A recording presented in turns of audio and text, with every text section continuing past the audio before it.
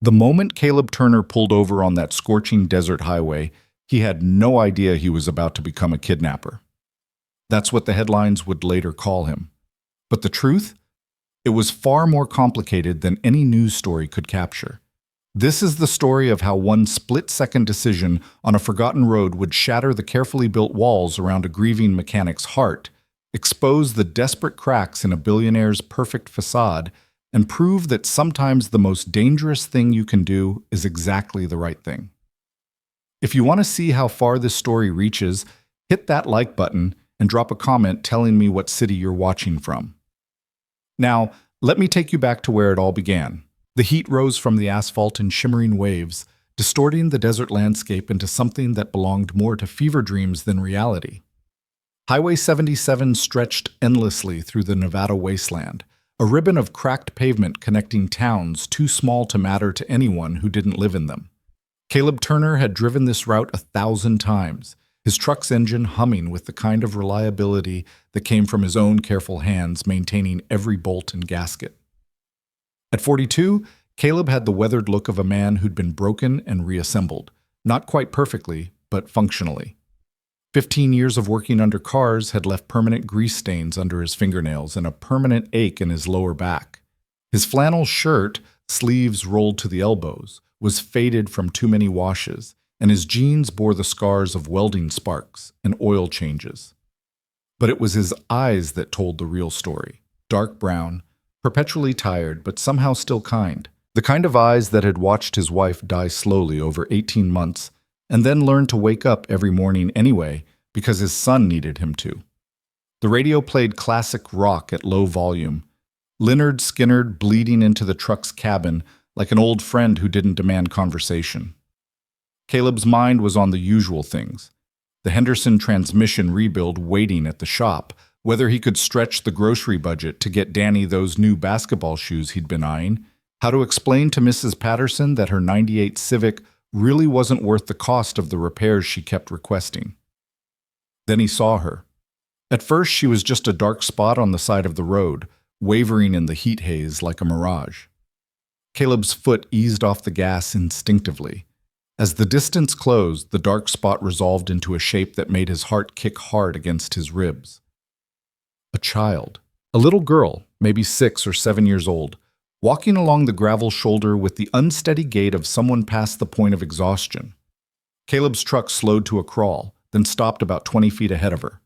He killed the engine and sat for a moment, processing what he was seeing with the careful deliberation that had become second nature since Sarah died.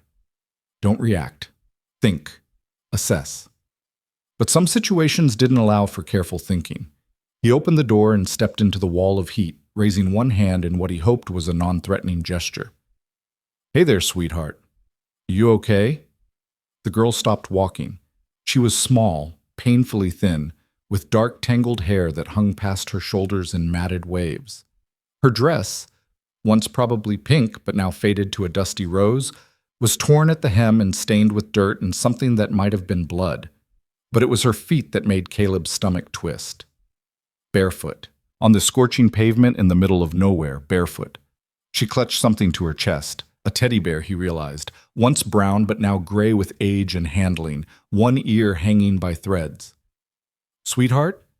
Caleb took a slow step forward. "Are you lost?" The girl's eyes fixed on him, and Caleb felt something shift in his chest.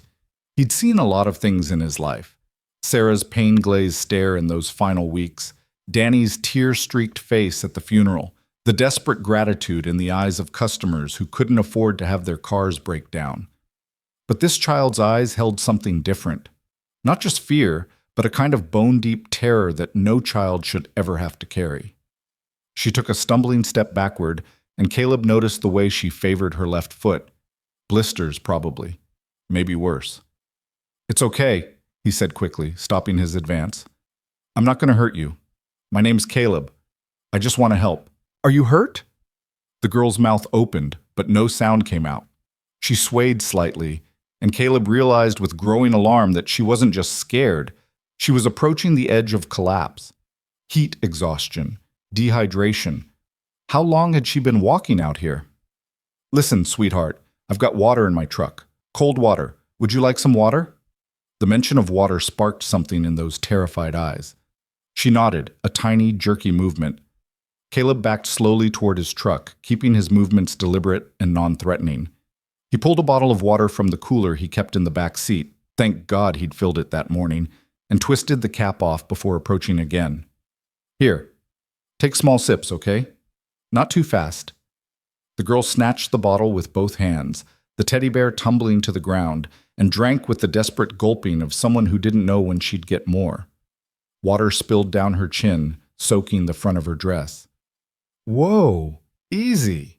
Caleb crouched down to her level, still keeping a respectful distance. Slow down, or you'll make yourself sick. She lowered the bottle, gasping, and immediately reached for her fallen teddy bear, clutching it back to her chest with one arm while maintaining her death grip on the water with the other hand. Now that he was closer, Caleb could see more details that made his protective instincts scream. Bruises on her arms, hand-shaped bruises, scratches on her legs, a cut above her eyebrow that had bled and dried. This wasn't just a kid who'd wandered away from a picnic. What's your name, honey? The girl stared at him for a long moment, and he could almost see her weighing whether to trust him. Finally, in a voice barely above a whisper, hoarse from crying or screaming or both. Maya.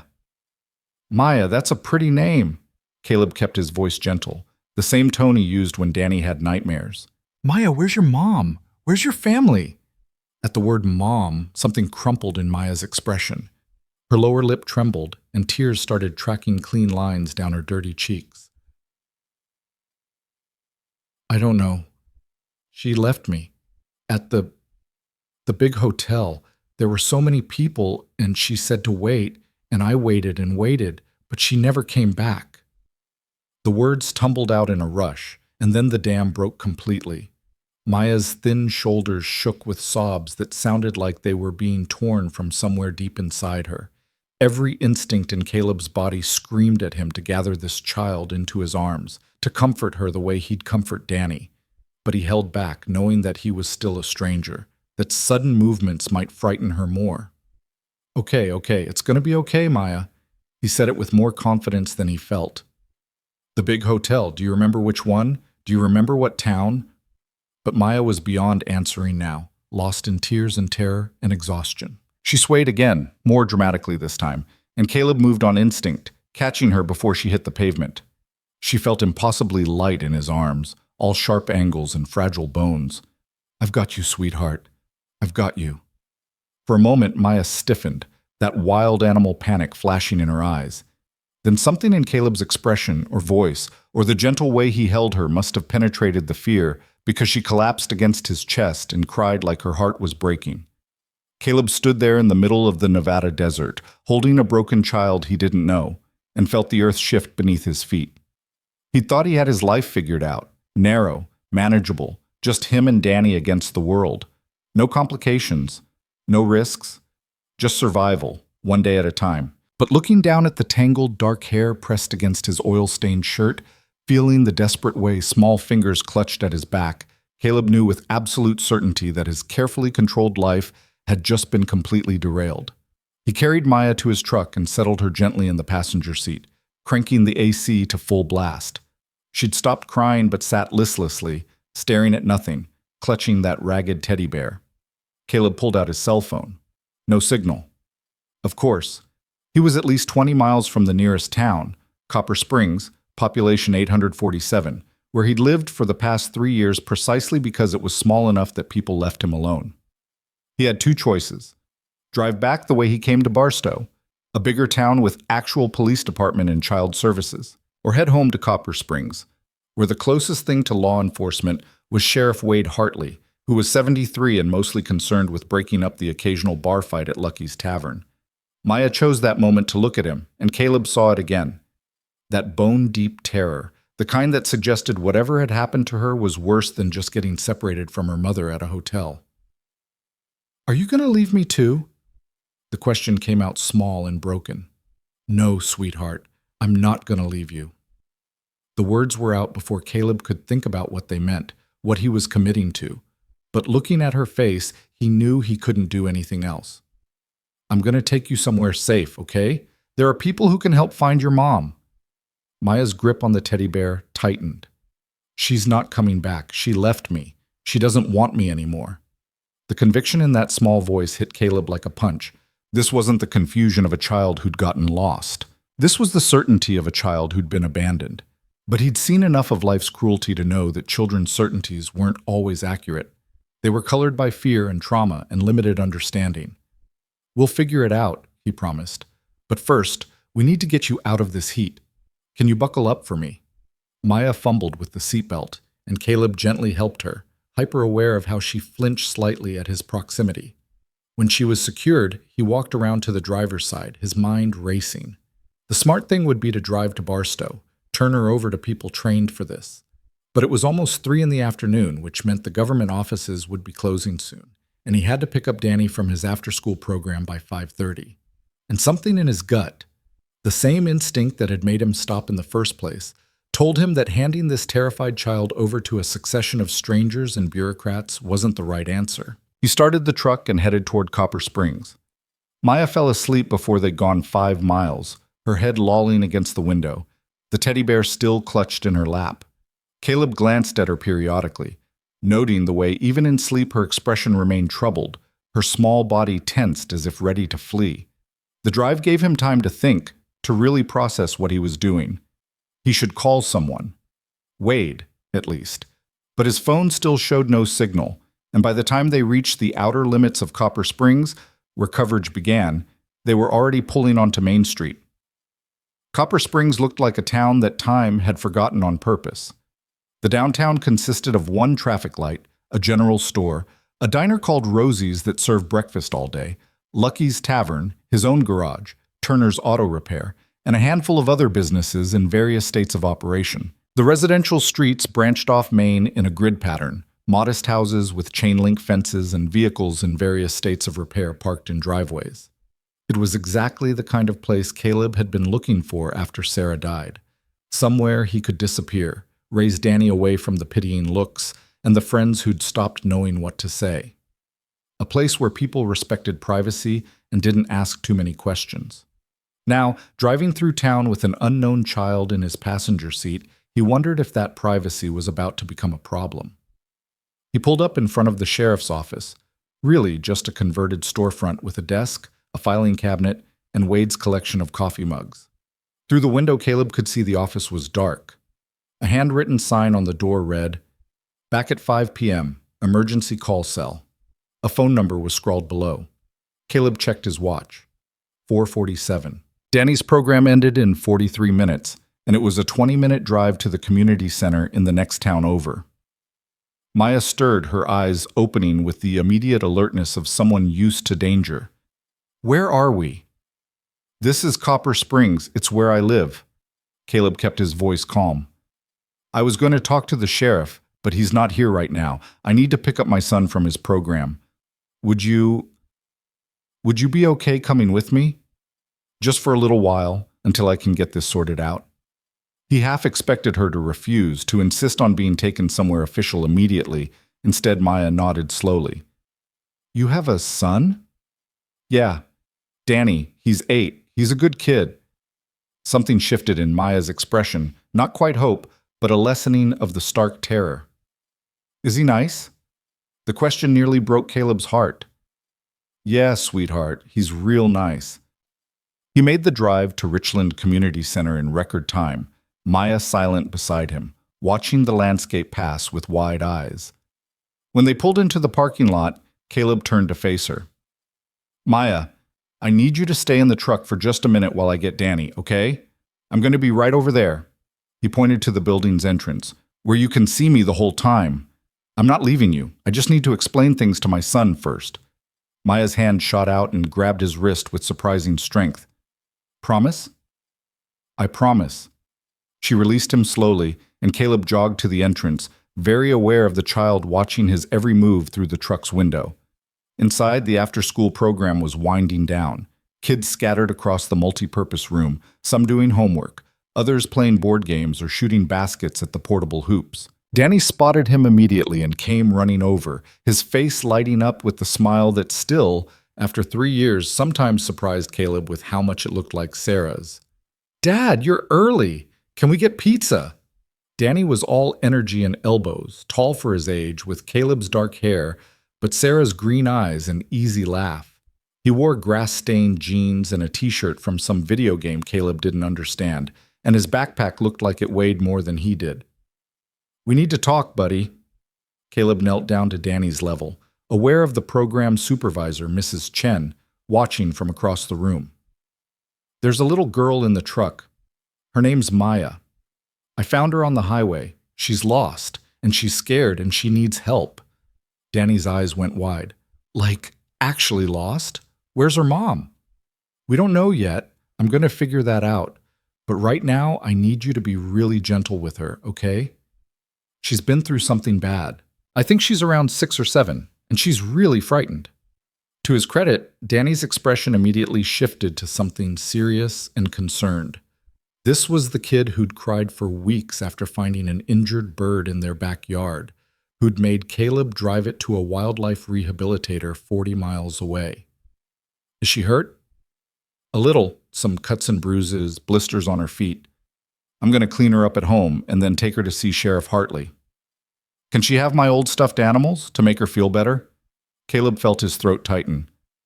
Yeah, buddy, I think she'd like that. They walked to the truck together, and Caleb watched Danny's face as he got his first look at Maya through the window. The boy's expression shifted from curiosity to shock to something like determination. She looks like she's been in a war, Danny whispered.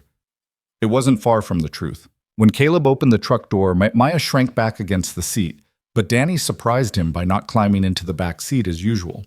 Instead, he stopped a respectful distance away and gave a little wave. Hi, I'm Danny. That's a cool teddy bear. Does it have a name? Maya stared at him for a long moment, then looked at the bear in her lap. Mr. Buttons. That's a great name. I have a stuffed elephant named Peanuts. He's at home. You can meet him if you want. Something in Danny's straightforward, genuine approach seemed to reach Maya in a way adult reassurance hadn't. She nodded slowly, and some of the tension left her shoulders. Okay. You can both ride in the back, Caleb said, opening the rear door. Buckle up. The drive home was quiet except for Danny's gentle chatter about school, his friends, the book he was reading. He didn't ask Maya questions, didn't push for conversation, just filled the silence with the kind of easy, meandering talk that required nothing in return. Maya listened, and gradually Caleb saw her posture relax slightly. The Turner house was a small 2-bedroom on Oak Street, distinguished from its neighbors mainly by the better-maintained yard. Caleb's one concession to caring what the world thought. The paint could use refreshing, and the porch steps were slightly worn, but it was clean, paid for, and theirs. Inside, the house bore all the hallmarks of 2 males living alone. Functional furniture, minimal decoration, everything serving a purpose.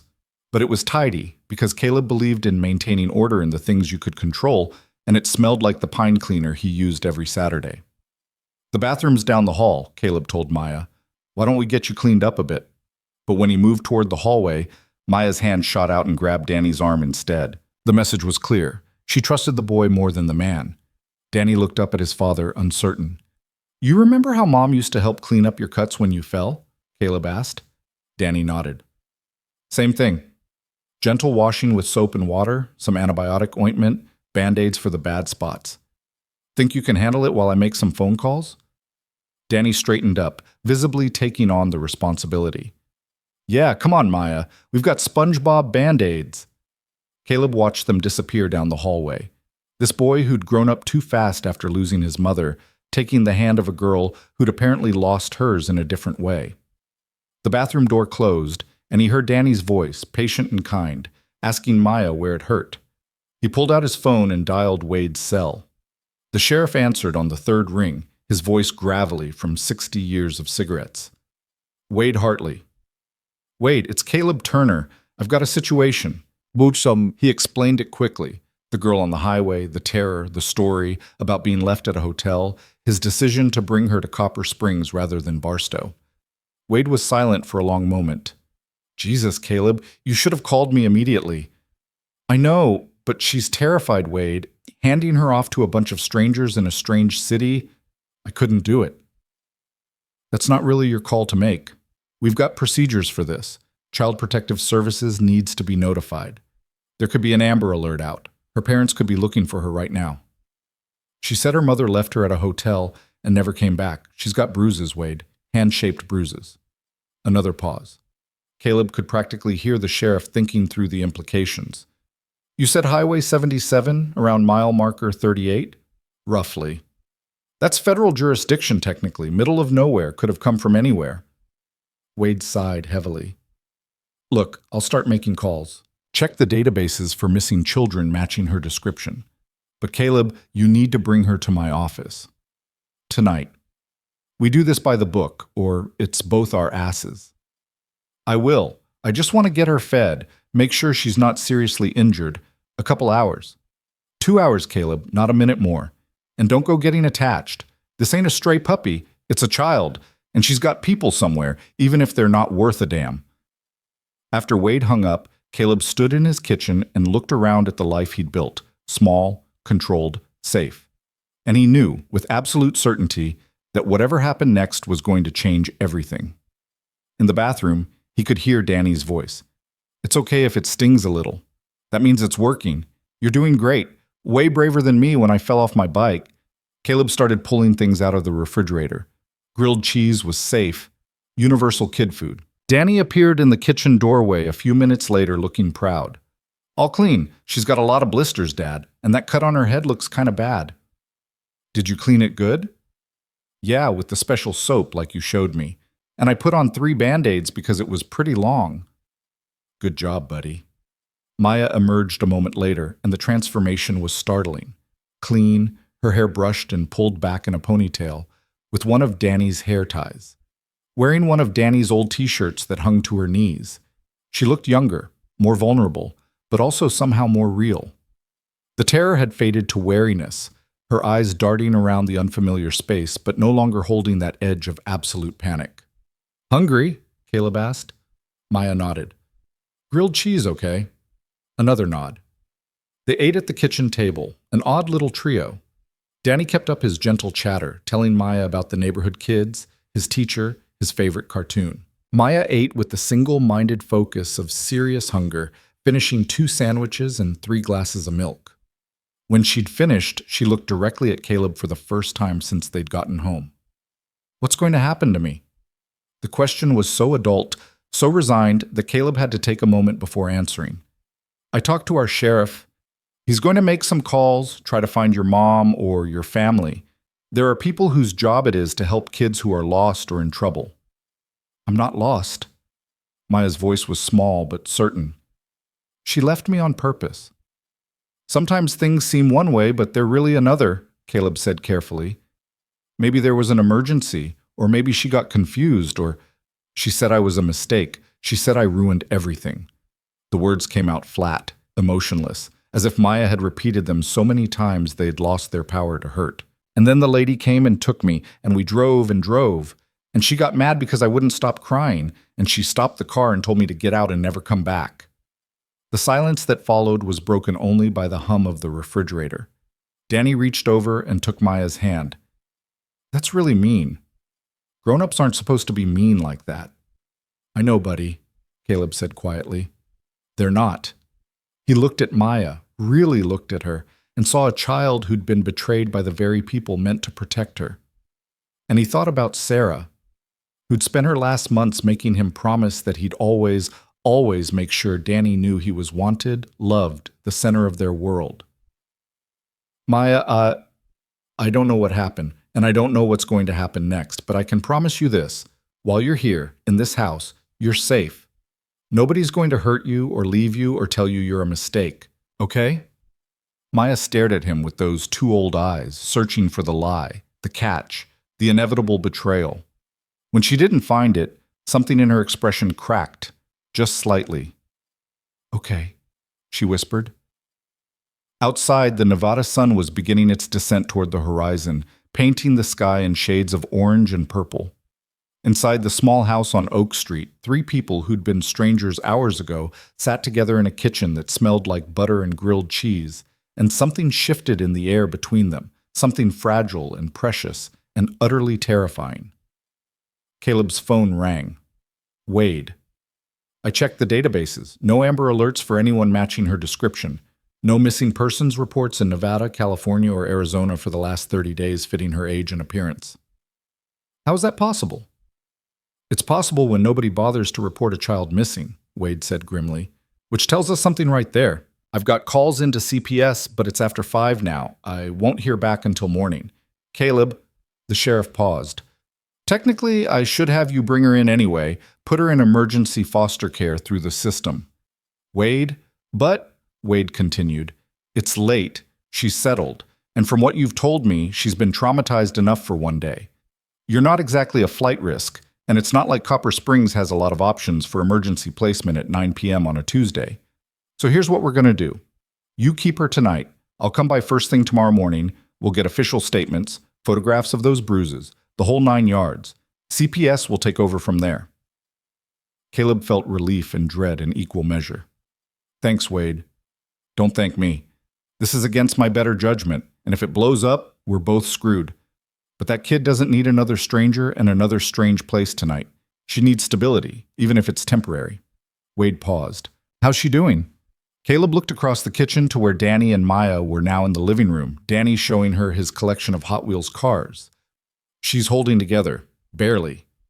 Yeah, well, do what you do, Caleb. You're good with Danny. Just be good with her. I'll see you at 8 a.m. sharp. After Wade hung up, Caleb stood there for a moment, phone in hand, watching his son and this lost little girl arranging toy cars on the coffee table. Danny was explaining the difference between vintage and modern models, with the kind of intensity only an 8-year-old could muster for something completely trivial. Maya listened, a tiny smile ghosting across her face. It was the first time he'd seen her smile. The evening developed a strange rhythm. Caleb made more food, Danny raiding the pantry to create an impromptu feast of chips, apple slices, peanut butter, and the cookies they were supposed to save for special occasions. Maya ate carefully, methodically, like someone still not entirely convinced the food would keep coming. When Danny pulled out his collection of stuffed animals, a motley crew of creatures in various states of wear, and insisted Maya choose several to keep, Caleb saw something happen. Maya clutched a worn elephant, Peanuts apparently, along with her Mr. Buttons, and her eyes filled with tears that she tried desperately to blink back. It's okay to cry, Danny said matter-of-factly. My dad says crying is just feelings leaking out when you have too many to hold inside. Maya looked at Caleb, who nodded. It's true. Nothing wrong with crying. The tears came then, not the desperate, terrified sobbing from the highway, but something quieter, deeper. Danny, with the instinctive emotional intelligence that sometimes stunned his father, simply sat beside her and waited until she was done, then offered her his shirt to wipe her face when she couldn't find tissues. Bath time was negotiated with Maya, insisting she could do it herself, and Danny lending her some of his clothes since hers were beyond salvaging. She emerged wearing basketball shorts cinched tight at the waist, and another oversized t-shirt, looking tiny and lost and heartbreakingly young. Where do I sleep? She asked, the question carrying an undercurrent of anxiety, as if she expected to be told the car or the floor or somewhere unsafe. Caleb and Danny exchanged looks. You can have my room, Danny offered immediately. I'll sleep on the couch. Buddy, that's really nice, but no, Dad, it's okay. She should have a real bed, and my room's got the glow-in-the-dark stars on the ceiling. They help when it's scary at night. Caleb felt his heart crack open a little more. Okay, but I'll take the couch. You can both be in your room, Maya in the bed, you in your sleeping bag on the floor. How's that? Relief flooded both children's faces. Neither wanted to be alone, Caleb realized. They'd found something in each other, some mutual understanding of fear and loss that transcended their different circumstances. Getting them both settled took longer than usual. Maya needed extra reassurances, that the doors were locked, that Caleb would be right in the next room, that no one could take her away in the night. Danny showed her how the nightlight worked, where the bathroom was, promised he'd wake up if she needed anything. Finally, around 10 p.m., silence settled over the house. Caleb lay on the couch, too tall for it, his feet hanging off the end, and stared at the ceiling. His mind raced through everything that had happened, everything that could happen. Wade would come in the morning, CPS would get involved. Maya would be placed in the system, foster care most likely, while they searched for her family. And even if they found her mother, what then? A woman who'd abandoned a child on a desert highway? The thought made him sick. Somewhere in the house, a floorboard creaked.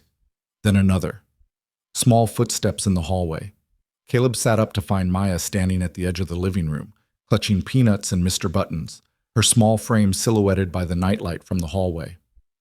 "Can't sleep?" he asked quietly. She shook her head. "Bad dreams?" "Scared I'll wake up and everyone will be gone again." Caleb's throat tightened. He shifted on the couch, making room. "Come here, sweetheart." Maya crossed the room and climbed onto the couch beside him, not touching, maintaining a careful distance, but close enough to verify his presence. Caleb grabbed the throw blanket from the back of the couch and draped it over her. "I'm not going anywhere," he said, "and neither is Danny. We'll both be right here when you wake up. Promise." Maya pulled her knees up to her chest, the stuffed animals tucked under her chin. "Why are you being nice to me?" The question hit him harder than it should have. "Why wouldn't I be nice to you?" "Because I'm not yours. Because I'm just someone else's problem." "Maya, look at me." When she did, Caleb made sure his voice carried absolute conviction. "You are not a problem. You're a kid who got dealt a really bad hand and you deserve kindness. That's not negotiable. That's just how things should be." They sat in silence for a while, the only sound the distant hum of the refrigerator and the occasional car passing on the street outside. "My mom used to be nice," Maya said softly, unexpectedly. "Before, when Daddy was still alive. We lived in a big house and she'd make pancakes on Sundays, and we'd watch movies together." Her voice was dreamy, lost in memory. "But then Daddy got sick and he died, and Mom got really sad, and then really angry, and then she just stopped being Mom." "When did your dad die, sweetheart?" "Last year. Maybe. Time got weird after." "And your mom, what's her name?" But Maya had gone quiet again, withdrawing back into that protective shell. "I don't want to talk about her anymore." "Okay. That's okay." They sat together in the near darkness, and gradually, Caleb felt Maya's breathing even out, her small body relaxing against the couch cushions. She fought sleep. He could see it in the way her eyes kept drifting closed and then snapping open, as if she didn't trust unconsciousness. "I'll stay awake," Caleb told her. "You can sleep. I'll keep watch. Promise?" "Promise." This time, when her eyes closed, they stayed closed. Her breathing deepened, and the tension melted from her small frame. Caleb sat there, watching this child who'd been abandoned and betrayed, and felt something shift in his chest. Some wall he'd built after Sarah died beginning to develop cracks. He'd spent 3 years keeping the world at arm's length, protecting himself and Danny from any more pain, any more loss. It had been working. It had been safe. But looking at Maya's sleeping face, seeing the way her hand clutched at peanuts like a lifeline, Caleb understood that safety and rightness weren't always the same thing. His phone buzzed with a text from Wade. 8 a.m. "Don't be late. And Caleb, don't get attached. This isn't permanent." Caleb set the phone down and pulled the blanket higher over Maya's shoulders. Don't get attached. Too late, he thought. Way too late. Outside, the Nevada night deepened, stars emerging in the vast darkness above Copper Springs. Inside the small house on Oak Street, Caleb Turner kept his promise, staying awake through the long hours, watching over a child who wasn't his, protecting her from nightmares and fears and the terrible uncertainty of tomorrow. And in Danny's room, an 8-year-old boy slept in his sleeping bag on the floor, a gentle smile on his face, dreaming of a sister he didn't know he wanted until that afternoon. The clock ticked toward midnight, then past it, marking the end of one day and the beginning of another. In 12 hours, the sheriff would arrive. In 12 hours, the machinery of the system would begin turning, taking this fragile, unexpected thing that had formed and pulling it apart again. But for now, in the quiet darkness, there was just this: a broken man, a traumatized child, and the simple act of keeping vigil through the night. It was enough. For now, it was enough. Caleb woke to the smell of coffee he hadn't made and the sound of small voices in his kitchen. For a disoriented moment, he thought he was dreaming, that Sarah was alive, that Danny was younger, that the past 3 years had been the nightmare instead of the reality. Then he opened his eyes and saw Maya's stuffed animals on the coffee table where she'd carefully arranged them before going back to Danny's room sometime in the pre-dawn hours, and everything came rushing back. He sat up, his back screaming in protest from the night on the couch, and checked his watch. 6:47. Wade would be here in just over an hour. In the kitchen, he found Danny standing on a chair at the counter, carefully pouring cereal into 3 bowls while Maya sat at the table, watching with solemn attention. The coffee maker, which Caleb had set on a timer the night before, gurgled its final drops into the pot. "Morning, Dad," Danny said cheerfully. "We're making breakfast. Maya's never had Lucky Charms before. Can you believe that?" "Never?" Caleb tried to match his son's light tone, painfully aware of the ticking clock, the approaching moment when this fragile bubble would burst. Maya shook her head. "My mom said sugary cereal makes kids hyper and stupid." The casual cruelty in that statement, delivered in Maya's matter-of-fact voice, made Caleb's hands curl into fists.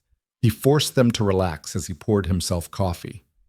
"Well, that's not true," Danny declared, climbing down from the chair with exaggerated care while holding 2 bowls. "I eat Lucky Charms all the time, and I got an A on my science test, so there." He set a bowl in front of Maya with a theatrical flourish that coaxed a tiny smile from her. Watching them together, Caleb felt that crack in his heart widen a little more. They'd known each other less than 24 hours, but there was an ease between them that spoke to something deeper, a recognition, perhaps, of shared wounds, even if the details differed. They ate breakfast together, Danny maintaining his running commentary about school, about the kids in the neighborhood, about the stray cat that sometimes visited their backyard. Maya listened, occasionally contributing a word or two, slowly relaxing into the rhythm of normal morning conversation. Caleb watched the clock. 7:15, 7:30, 7:45.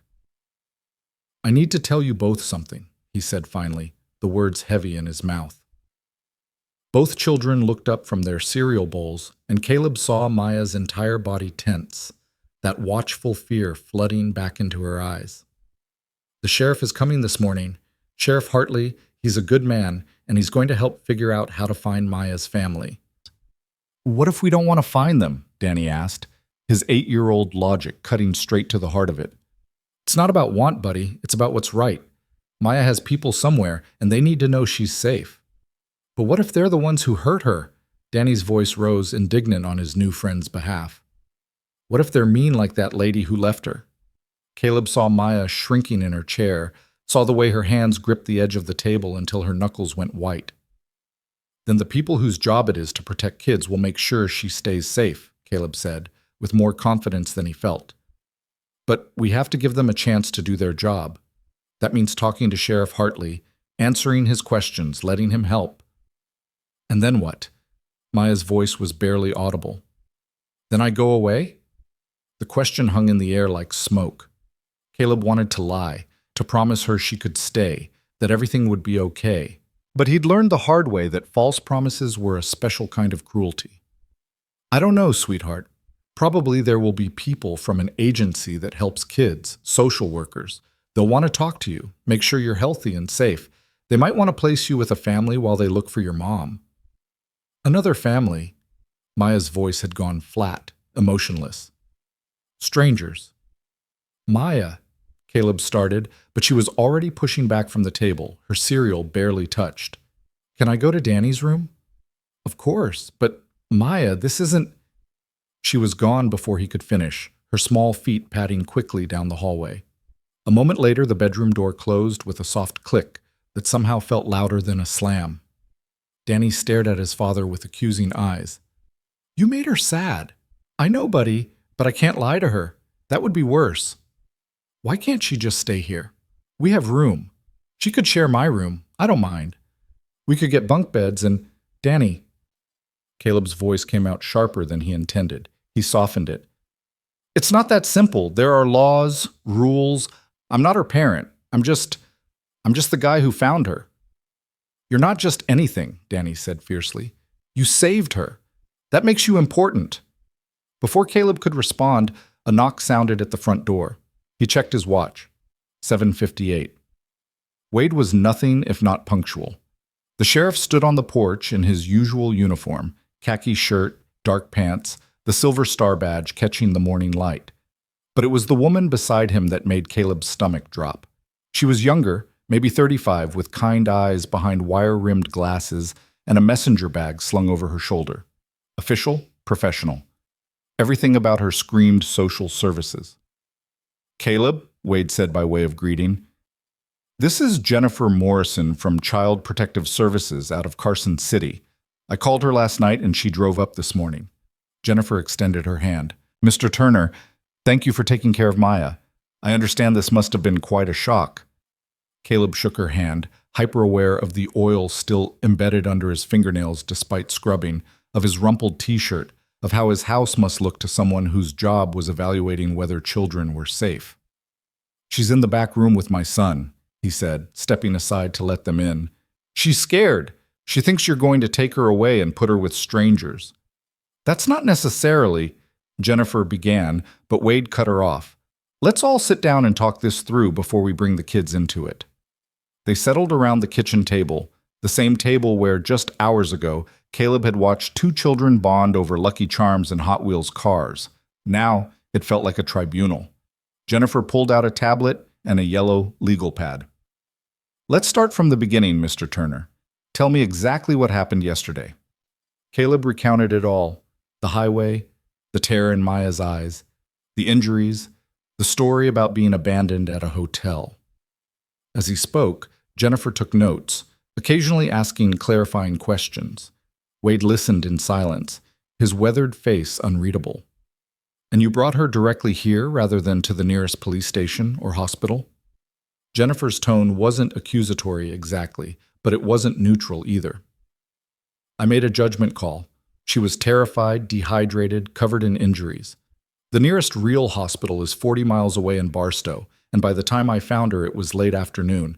I wanted to get her safe, fed, and stable before putting her through more trauma." "That's understandable, but protocol can wait when a child is suffering," Caleb interrupted. "Would you have rather I left her on the side of the road while I drove around looking for the proper authorities?" Wade cleared his throat. "What's done is done. The question now is what happens next." Jennifer consulted her notes. "I checked all the databases last night after Sheriff Hartley contacted me. No missing persons reports matching Maya's description, no Amber Alerts, no active cases involving a child of her age and appearance in Nevada, California, or Arizona." "How is that possible?" Caleb demanded. "A 6-year-old girl goes missing and nobody reports it?" "It happens more often than you'd think," Jennifer said quietly, "particularly in cases involving domestic instability, substance abuse, or," she hesitated, "families that fall through the cracks of the system." "So what now?" "Now I need to talk to Maya, get her statement, assess her physical and emotional state, determine the best placement while we continue searching for her family." "Placement." The word tasted bitter. "You mean foster care?" "Emergency foster care, yes. We have several licensed homes in the region that specialize in trauma cases.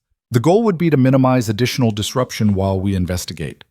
Caleb thought about Maya's face when he told her about strangers, about another family. "She won't go willingly." "With respect, Mr. Turner, she doesn't have a choice. And neither do you. You're not a licensed foster parent. You haven't been vetted or trained. Legally, you can't—" "I know what I can't do legally," Caleb said, his voice tight. "But I know what that little girl needs, and it's not to be shipped off to another stranger's house while bureaucrats fill out paperwork." Jennifer's expression softened slightly. "I understand this is difficult, and I can see you care about her welfare. But the system exists for a reason. These homes are equipped to deal with traumatized children. They have resources, training, therapeutic support. They have strangers," Caleb interrupted. "Maya's been abandoned by her mother, possibly abused, definitely traumatized. What she needs is stability, familiarity, someone she's begun to trust." "Which is why we move quickly to minimize the transition period," Jennifer said. "The longer she stays here, the harder it will be when she has to leave. It's better to make the move now, before attachment deepens." The bedroom door opened. Small footsteps in the hallway. Then Maya appeared in the kitchen doorway, Danny right behind her, his hand protectively on her shoulder. Maya took one look at the official strangers at the kitchen table and backed up against Danny, her breathing quickening toward panic. "It's okay," Danny said quickly. "Dad won't let them take you, right, Dad?" 4 pairs of eyes turned to Caleb. Jennifer's professionally sympathetic, Wade's wary and measuring, Danny's desperately hopeful, and Maya's held that same terrible certainty he'd seen on the highway, the absolute conviction that all adults eventually betrayed you. "Maya, sweetheart, these people are here to help." Caleb kept his voice gentle, even as his mind raced. "This is Miss Morrison. She works for an agency that protects kids." "I don't need protecting," Maya said, her small voice defiant. "I have you and Danny." Jennifer stood slowly, carefully, clearly trained in non-threatening approaches. "Hi, Maya. Mr. Turner is right. I'm here to help. Can I ask you a few questions?" "No." "Maya," Jennifer tried again. "No!" Louder this time, edging toward hysteria. "You're going to take me away. You're going to put me somewhere else. That's what always happens." "Always?" Jennifer's professional interest sharpened. "Maya, has this happened before? Have you been in foster care?" But Maya was beyond answering, her breathing coming in short gasps, tears streaming down her face. Danny wrapped his arms around her, shooting accusing looks at the adults. Caleb stood and crossed to them, kneeling down to Maya's level. Hey, look at me." Deep breaths, remember? Like we practiced last night. It had been 3 a.m. when Maya had woken from a nightmare, hyperventilating and terrified. Caleb had talked her through it. Slow breaths, counting to 4, focusing on something real and present. Now he did it again, his voice calm and steady, ignoring the social worker and the sheriff watching his every move. Gradually, Maya's breathing slowed. The panic receded, leaving her shaky and exhausted. "I want to stay here," she whispered. "Please. I'll be good. I'll be quiet. I won't eat much. Please don't make me go." The desperation in her voice broke something in Caleb. He looked up at Jennifer, at Wade, and made a decision that would probably ruin everything. "She's not going anywhere. Not today." Jennifer's expression hardened. "Mr. Turner, I appreciate your emotional investment, but this isn't your decision to make." "Actually, it is." Caleb stood, positioning himself between the officials and the children.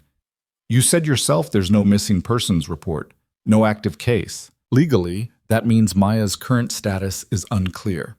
She's not in immediate danger here. She's fed, clothed, safe. I'm a law-abiding citizen with no criminal record, gainfully employed, with a child of my own who's clearly thriving." "That's not how this works." "Then tell me how it works," Caleb challenged. "You take her, right now, screaming and terrified, and put her in a stranger's house while you spend days or weeks trying to find a mother who abandoned her on a highway. How is that in her best interest?" Wade finally spoke up. "He's got a point, Jennifer. The kid's clearly bonded. Ripping her away right now seems cruel." "Sheriff, with respect, this is CPS jurisdiction. In my town, everything's my jurisdiction," Wade said mildly. "And I'm inclined to agree with Caleb. Give it a few days, let the kids settle, do your investigation. If you find the mother, great. If you don't, we reassess. But forcing the issue right now when she's this upset seems like it'd do more harm than good." Jennifer looked between the two men, clearly calculating her options. "If I allow this, and that's a big if, there would be conditions. Daily check-ins, a full background check on you, Mr. Turner, home inspection, medical examination for Maya. And if at any point I determine this placement is inappropriate, or if the situation changes, she comes into official custody immediately, non-negotiable." "Agreed," Caleb said before he could think better of it. "And this is temporary," Jennifer emphasized. "Days, not weeks. The goal is still to locate her family or place her in a proper foster home." "I understand." Jennifer studied him for a long moment, then sighed. 48 hours. That's what I can give you without major paperwork. After that, we're going to need formal arrangements or she has to be placed. And Maya, sweetheart? She directed her attention to the little girl still clutching Danny's hand. I need to ask you some questions. Not to take you away, just to help us find your mom and make sure you're okay. Can you do that for me?" Maya looked at Caleb. He nodded encouragingly. Slowly, reluctantly, Maya nodded too. What followed was nearly an hour of careful, gentle questioning. Jennifer was good at her job. Caleb had to give her that. She coaxed out details that Caleb hadn't gotten the night before. Maya's mother's name was Diane. Last name unknown, or Maya wouldn't say. They'd lived in Las Vegas, in an apartment near the big hotels. After Maya's father died, car accident, 18 months ago, things had gotten bad. Diane had lost her job, started drinking, brought home men who scared Maya. Then one day, about 3 weeks ago, a woman named Caroline had shown up. Caroline had been nice at first, buying Maya toys, taking her to get ice cream. Diane had told Maya that Caroline was going to be her new nanny, that she'd take care of Maya while Diane got better. But Caroline hadn't been a nanny. She'd taken Maya away, driven her to different hotels, different cities. Sometimes there were other children. Sometimes Caroline got phone calls that made her angry. And then, 2 days ago, after Maya had cried for her mother one too many times, Caroline had stopped the car on a desert highway and told her to get out. She said if I was going to be ungrateful, I could find my own way back, Maya recited in that flat, emotionless voice that suggested she'd long since stopped expecting adults to be kind. She said I should have been thankful because what was coming was worse. Jennifer's pen had stopped moving. She and Wade exchanged a look that made Caleb's blood run cold. "Maya," Jennifer said carefully, "did Caroline ever hurt you? Or did any of the other adults you met?" Maya's hand went unconsciously to the bruises on her arm, just grabbing mostly, when I wouldn't do what she said, or tried to run away. "And the other children you mentioned, did you see them for long?" "No, they were always leaving, going with new people. Caroline said they were going to their forever families." Jennifer set down her pen and took a slow breath. When she spoke again, her voice was carefully controlled. "Maya, you've been very brave. I need to make some phone calls now, okay? Grown-up calls about keeping you and other kids safe." After Jennifer stepped outside with her phone, Wade leaned back in his chair and rubbed his weathered face. "Jesus Christ." "What?" Caleb demanded. "What is it?" "You don't pick up a random kid and move them around to different locations with other kids and talk about forever families unless—" Wade stopped, glancing at Maya and Danny, who were listening intently. "Can you two go watch TV for a bit? Grown-up talk." Danny started to protest, but Caleb gave him the look, the one that meant this wasn't negotiable.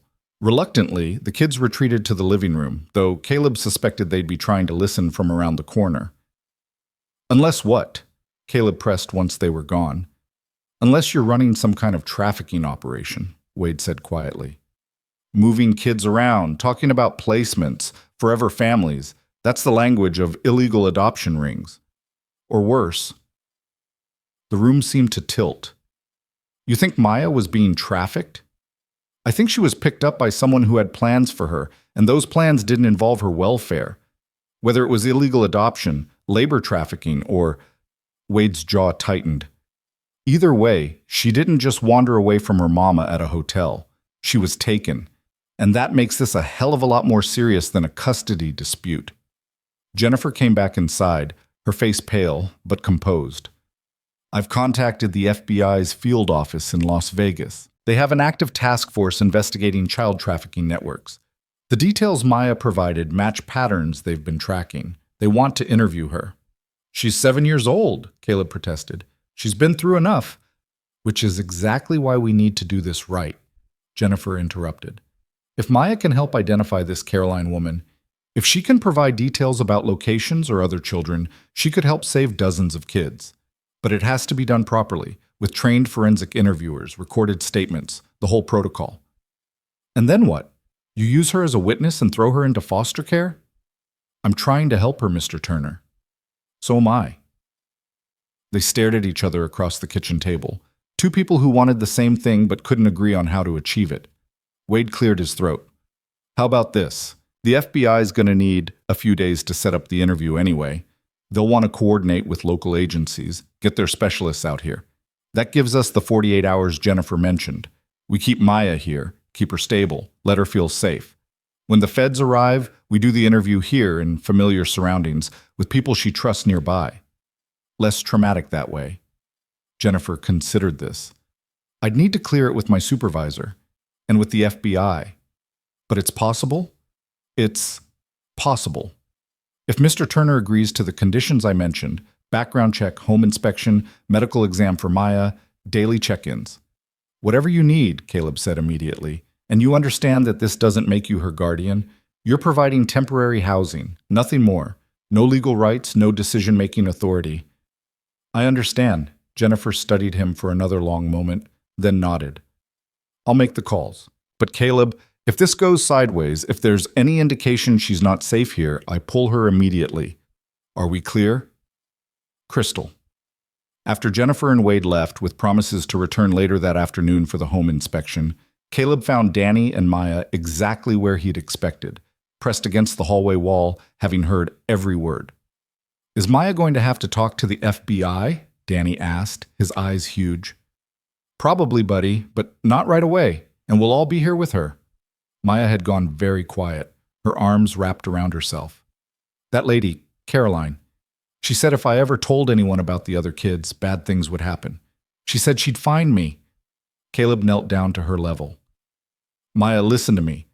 Caroline can't find you here, and even if she tried, she'd have to go through me and Sheriff Hartley and a whole lot of other people who won't let anything happen to you. You're safe, I promise. You can't promise that, Maya said with heartbreaking wisdom. Nobody can promise that. You're right, Caleb admitted. I can't promise nothing bad will ever happen, but I can promise that while you're here, I will do everything in my power to keep you safe. And so will Danny, right, buddy? Right, Danny said fiercely. We're like a team now. Teams protect each other. Something shifted in Maya's expression. Not quite trust, but the beginning of hope. For how long? For as long as we can, Caleb said honestly. It wasn't the reassurance she wanted, but it was the truth, and somehow that seemed to matter more. The rest of the morning was spent preparing for Jennifer's inspection. Caleb cleaned the house with frantic energy while Danny showed Maya his toys, his books, his collection of rocks from the desert. The normalcy of it, two kids playing while he vacuumed and scrubbed, felt surreal given everything hanging over their heads. At noon, Caleb made grilled cheese again because it was safe and easy and Maya had eaten it without complaint the day before. They sat at the kitchen table, and for a brief moment, it almost felt like a regular lunch in a regular family. Can I ask you something? Maya said suddenly, looking at Caleb. Of course. Why don't you have a wife? Danny said his mom died, but that was a while ago. Don't grown-ups usually find new people? The question was so unexpectedly direct that Caleb nearly choked on his sandwich. Danny stopped mid-bite, watching his father's reaction with interest. That's complicated, sweetheart. Is it because you still love her? Maya pressed. Danny's mom? Caleb set down his sandwich, considering how to answer honestly, but appropriately. Yeah, I still love her, but it's more than that. After Sarah died, I needed to focus on Danny, on making sure he was okay. There wasn't room for anything else. Do you think there's room now? Maya asked, with the unsettling perceptiveness of traumatized children who learn to read adults for survival. I don't know, Caleb admitted. Maybe. Someday. Why do you ask? Maya shrugged, a gesture that tried for casual but didn't quite land. Just wondering what happens to people after they lose their families, if they ever get new ones. The weight of that question settled over the table. Danny reached over and squeezed Maya's hand. You don't have to lose families to get new ones, he said with the simple certainty of childhood. Sometimes you just add people, like how you're here now. We didn't lose anybody, but we got you. For 48 hours, Maya said quietly. For now, Caleb corrected. Let's just take it one day at a time, okay? Jennifer returned at 2 p.m., clipboard in hand, ready to conduct her inspection. She walked through every room, checking smoke detectors, looking at the bathroom cleaning supplies, examining the locks on windows and doors. She asked questions about Caleb's work schedule, Danny's school, their daily routines. She was thorough but not unkind, and Caleb found himself grudgingly respecting her professionalism. When she was done, she sat down with Maya privately. Caleb and Danny banished to the backyard for what she called a wellness check. 45 minutes later, she emerged looking troubled.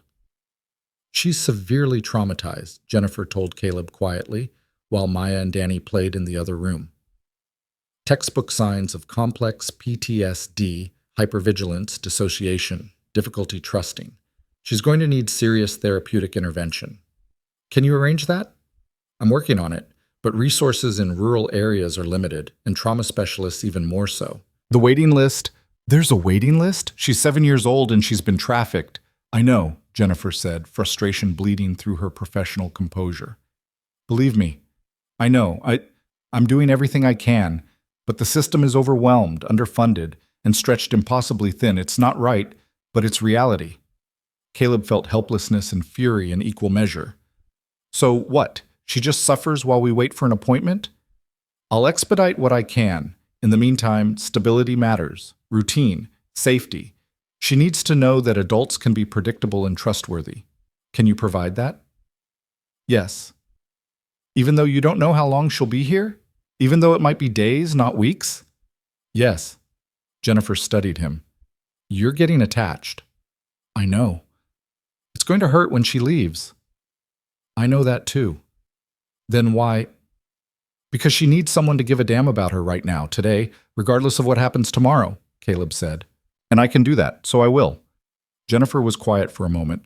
Then she made a note on her clipboard. "Okay, 48 hours. I'll be back tomorrow for a check-in. The medical exam is scheduled for Thursday morning at the clinic in Richland. I'll drive her there myself. And the FBI wants to do the interview Friday, if they can get their team assembled that quickly." "Here?" "Here," like Sheriff Hartley suggested. After she left, Caleb felt the weight of those 48 hours settle on his shoulders like a physical thing. 2 days to give Maya some semblance of normalcy before everything changed again. 2 days to prove that not all adults were monsters. 2 days to somehow make a difference in a situation that felt overwhelmingly beyond his control. He found the kids in the living room, building an elaborate fort out of couch cushions and blankets. Danny was directing the construction with the seriousness of an engineer, while Maya followed his instructions with careful precision. "Can you help, Kent?" Danny asked when he saw his father. "We need something to hold up this corner." Caleb grabbed a broom from the closet and wedged it between cushions, creating a support pillar. The fort expanded, growing more ambitious, until it consumed most of the living room. By the time they were done, it was a sprawling structure with multiple rooms, secret passages, and a sign Danny had made declaring it, "Fort No Bad Guys Allowed." They ate dinner inside the fort, pizza that Caleb ordered from the only place in town that delivered. Maya ate 3 slices, her appetite apparently returning as her stress levels decreased. The 3 of them sat cross-legged on pillows, paper plates balanced on laps, and for a little while, the weight of everything else faded into the background. "This is the best fort ever," Maya declared, and Caleb saw Danny's face light up with pride. "We should sleep in it tonight," Danny suggested. "Like camping, but inside." Maya's eyes went wide. "Can we?" Caleb thought about the home inspection, the daily check-ins, the need to maintain some semblance of appropriate parenting. Then he looked at the hope in Maya's eyes and decided that some rules were worth breaking. "Yeah, we can camp out in here tonight." Danny whooped, and even Maya smiled. A real smile, the second one Caleb had seen from her. They spent the evening in the fort, telling stories and playing cards and generally being ridiculous. Caleb found himself laughing more than he had in months, caught up in the simple joy of 2 kids being kids. Maya's laughter, when it came, was rusty and uncertain, as if she'd forgotten how. But it was there, genuine and beautiful, and it filled something in Caleb's chest that he hadn't realized was empty. Around 9 p.m., Danny's eyes started drooping. Maya fought sleep the way she had the night before, but Caleb could see exhaustion winning. "How about we all get ready for bed?" he suggested. "Brush teeth, get into pajamas, then we'll tell one more story before lights out." The bedtime routine was chaotic but sweet. Maya borrowed more of Danny's pajamas, dinosaur print this time, which made her giggle. They brushed their teeth side by side at the bathroom sink, making faces in the mirror. Danny showed Maya how to make a proper pillow nest, the architecture of comfort he'd perfected over years of fort building. When they were all settled in the fort, Danny in his sleeping bag, Maya wrapped in blankets, Caleb propped against couch cushions, Danny insisted on a story about dragons. Not a scary dragon, Maya interjected quickly. A nice one. So Caleb invented a story about a dragon who was terrible at breathing fire, but excellent at baking cookies, and who used his gentle nature to help lost children find their way home. It was probably the worst story ever told, full of plot holes and inconsistencies, but the kids loved it. Maya asked questions, suggesting plot twists. Danny provided sound effects. By the time the dragon had successfully reunited the 10th lost child with their family, all three of them were fighting yawns. One more, Maya pleaded. Tomorrow, Caleb promised. The dragon's adventures will continue tomorrow night. Promise? That word again, weighted with all of Maya's fear and fragile trust. Promise, Caleb said, and hoped he could keep it. Danny fell asleep first, sprawled out with the boneless abandon of secure childhood. Maya lasted a bit longer, her eyes on Caleb, watching him with that mix of hope and wariness that had become familiar. Caleb? Her voice was small in the darkness. Yes, sweetheart? If they find my mom, and she wants me back, will you make me go? The question pierced him. He wanted to say no, wanted to promise he'd fight heaven and earth to keep her safe, but honesty mattered. If your mom gets help, if she becomes the kind of parent you deserve, then yeah, you should be with her. That's your mom. Nobody can replace that. But what if she doesn't get help? What if she's still what? Still broken. The word choice devastated him. Then no. Then there are people like Ms. Morrison whose job is to make sure you go somewhere safe, somewhere you can be happy and protected. With strangers. Maybe at first, but sometimes strangers become family. Look at us. We were strangers 2 days ago. Maya was quiet, processing. Do you think I'll ever stop being scared all the time? Caleb shifted to look at her properly. I think scared is a reasonable response to what you've been through. But yeah, eventually, with help and time and people who care about you, the scared gets smaller. It doesn't disappear maybe, but it stops being so loud. How do you know? Because I was scared all the time after my wife died. Scared I'd mess up raising Danny. Scared I'd never feel normal again. Scared of everything, basically. And it got better, slowly. But it did get better. Maya reached out in the darkness and found his hand, her small fingers curled around his, trusting and desperate and heartbreaking. Thank you for finding me, she whispered. Thank you for letting me help, Caleb replied, his voice rough with emotion. They lay there in the blanket fort, 2 kids sleeping and 1 man trying not to think about what came after these stolen 48 hours. Outside, Copper Springs settled into its quiet nighttime rhythm. Streetlights humming, the occasional car passing, the vast desert darkness pressing against the edges of town. Inside fort. No. Bad guys allowed, surrounded by pillow walls and blanket ceilings, 3 people who'd had no reason to care about each other 2 days ago formed something new. Not a family, exactly, that would be presumptuous and premature, but a constellation of care, fragile and fierce and entirely unexpected. Caleb stayed awake long after Maya's breathing evened out into sleep, her hand still clutching his. He thought about Jennifer's warnings about attachment, about Wade's reminder that this was temporary, about the FBI interview looming on Friday. 2 days. That's all the time he had to give Maya what she needed. Stability, safety, the revolutionary experience of adults who kept their promises. It wasn't enough time. It would never be enough time.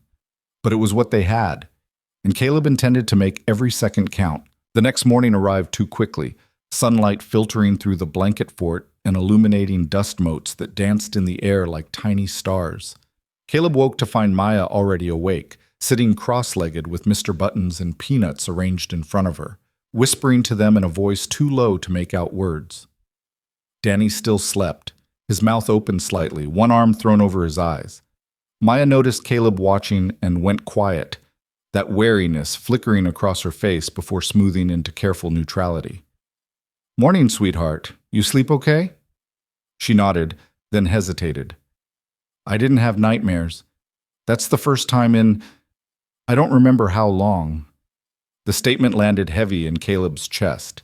He sat up slowly, mindful of his protesting back. That's good. That's really good. Is today the day they take me away? Today's Thursday. Miss Morrison is coming to take you to a doctor just to make sure you're healthy. Then she's bringing you back here. The FBI interview isn't until tomorrow. And after that? Caleb couldn't lie to her, but he also couldn't bear the resignation in her voice. Let's just take today as it comes, okay? One thing at a time. Jennifer arrived at 9 a.m. sharp, professional and kind in equal measure. She'd brought clothes for Maya, simple but new, purchased that morning from a department store in Carson City. Jeans that actually fit, a purple t-shirt with a butterfly on it, new sneakers that didn't pinch her blistered feet. Maya accepted them with solemn gratitude, disappearing into the bathroom to change. When she emerged, she looked like a different child, still too thin, still carrying shadows in her eyes, but no longer the desperate waif Caleb had found on the highway. The doctor's appointment should take about an hour, Jennifer explained. Standard physical exam, documentation of injuries, basic blood work. Nothing invasive or frightening. I'll be with her the whole time. Can Caleb come? Maya asked, her hand finding his automatically. Jennifer's expression softened. I think it's better if it's just us girls this time. But he'll be right here when we get back. Maya looked up at Caleb, seeking permission or reassurance or both. He squeezed her hand gently. I'll be here, he promised. Danny and I will make lunch. When you come back, we'll eat together, okay? Okay, Maya whispered, though her grip on his hand tightened before she finally let go. Watching Jennifer's car pull away with Maya in the passenger seat felt wrong on a fundamental level, even though Caleb knew it was necessary. Danny stood beside him on the porch, both of them watching until the car disappeared around the corner. She'll come back, right? Danny asked. Yeah, buddy, she'll come back. You promise? Caleb thought about all the promises he'd made in the past 48 hours, about how easily circumstances beyond his control could break them. But he also thought about the kind of man he wanted to be, the kind of father Danny needed, the kind of person Maya deserved. I promise. They spent the next hour cleaning up the fort, carefully preserving its structure because Maya had made them promise not to dismantle it. And then Caleb tried to work on some paperwork for the garage while Danny did homework at the kitchen table. But concentration proved impossible. Caleb's mind kept circling back to Maya in a doctor's office, to the examination that would catalog every bruise and cut, to the records being created that would follow her through whatever came next. His phone rang at 10:30. Wade. Got some news, the sheriff said without preamble. FBI ran the name Diane against missing persons databases, cross-referenced with Vegas addresses and recent deaths in the family. They got a hit. Caleb's heart kicked into high gear. And? Diane Hartwell, 34, last known address in Henderson, just outside Vegas. Husband Marcus Hartwell died in a car accident 20 months ago. Large insurance payout. Diane filed for bankruptcy 6 months later. Eviction notice 4 months ago. After that, she drops off the grid. No credit card activity, no employment records, nothing. What about Maya? Any record of her? Birth certificate, school enrollment through first grade, then nothing, like she vanished along with her mother. So what does that mean? Wade was quiet for a moment. It means the feds think Diane sold her own kid. The insurance money dried up, the drinking got worse, and someone, probably this Caroline woman, offered cash for a healthy young girl. It's a story they've seen before. Caleb felt sick. Her own mother. Yeah, I'm sorry, Caleb. I know you were hoping for a different answer. Does Maya know? Does she understand that her mother did this deliberately? Hard to say what kids understand at that age. They know what they feel, but making sense of it? That's different. Wade paused. The feds want to move up the interview. They've got leads they want to chase while they're hot. Can you have Maya ready tomorrow morning, 9 a.m.? That's earlier than you said. I know, but this is bigger than one kid now. If they can crack this trafficking ring, they could save dozens of children. Maya's testimony is crucial. Caleb wanted to argue, to protect Maya from one more trauma, one more demand from adults who saw her as useful rather than precious. But he also knew Wade was right. Yeah, we'll be ready. After hanging up, Caleb stood in his kitchen and let himself feel the full weight of what he'd learned. A mother who'd sold her child. A trafficking network that preyed on vulnerable kids. A system so broken that children could disappear and no one noticed for weeks. The sound of a car in the driveway pulled him from his dark thoughts. Jennifer's sedan, with Maya visible in the passenger seat. Caleb was out the door before they'd fully stopped. Danny right behind him. Maya climbed out slowly, moving like someone who'd been poked and prodded and asked too many questions. But when she saw Caleb, her face lit up with relief so profound it nearly broke him. "You're here," she said, as if she genuinely doubted. "I told you I would be." She ran to him then, and Caleb caught her up in a hug, feeling her small arms wrap around his neck with desperate strength. Over her head, he met Jennifer's eyes. The social worker's expression was troubled. "Can we talk?" she mouthed. Caleb nodded, gently setting Maya down. "Danny, why don't you show Maya those new Hot Wheels tracks you set up?" The kids disappeared inside and Jennifer pulled out her ever-present clipboard, but this time she didn't look at it. The doctor found evidence of chronic neglect, malnutrition, untreated dental cavities, old fractures that healed poorly, and the bruising patterns, they're consistent with restraint, possibly being held against her will for extended periods. Jennifer's professional composure cracked slightly. "This child has been through hell, Caleb, and not just recently. This has been going on for a long time." The FBI called Wade. They think the mother sold her. Jennifer didn't look surprised. "That would track with what we're seeing. The question is what we do now. The original plan was to search for family, but if the mother is actively dangerous, you can't send her back there." "I have no intention of sending her back, but that means she goes into the foster system, probably long-term. And I have to be honest with you, finding a placement that can handle her level of trauma, especially on short notice, is going to be difficult." Caleb heard what she wasn't saying. "You mean most foster families won't want to deal with a severely traumatized kid? I mean that Maya needs specialized care, therapeutic support, patience, and understanding. Not every home can provide that, and the homes that can are already full." Jennifer met his eyes squarely. "I'm doing everything I can, but I need you to prepare for the possibility that when she leaves here, it might not be to somewhere ideal." "How not ideal?"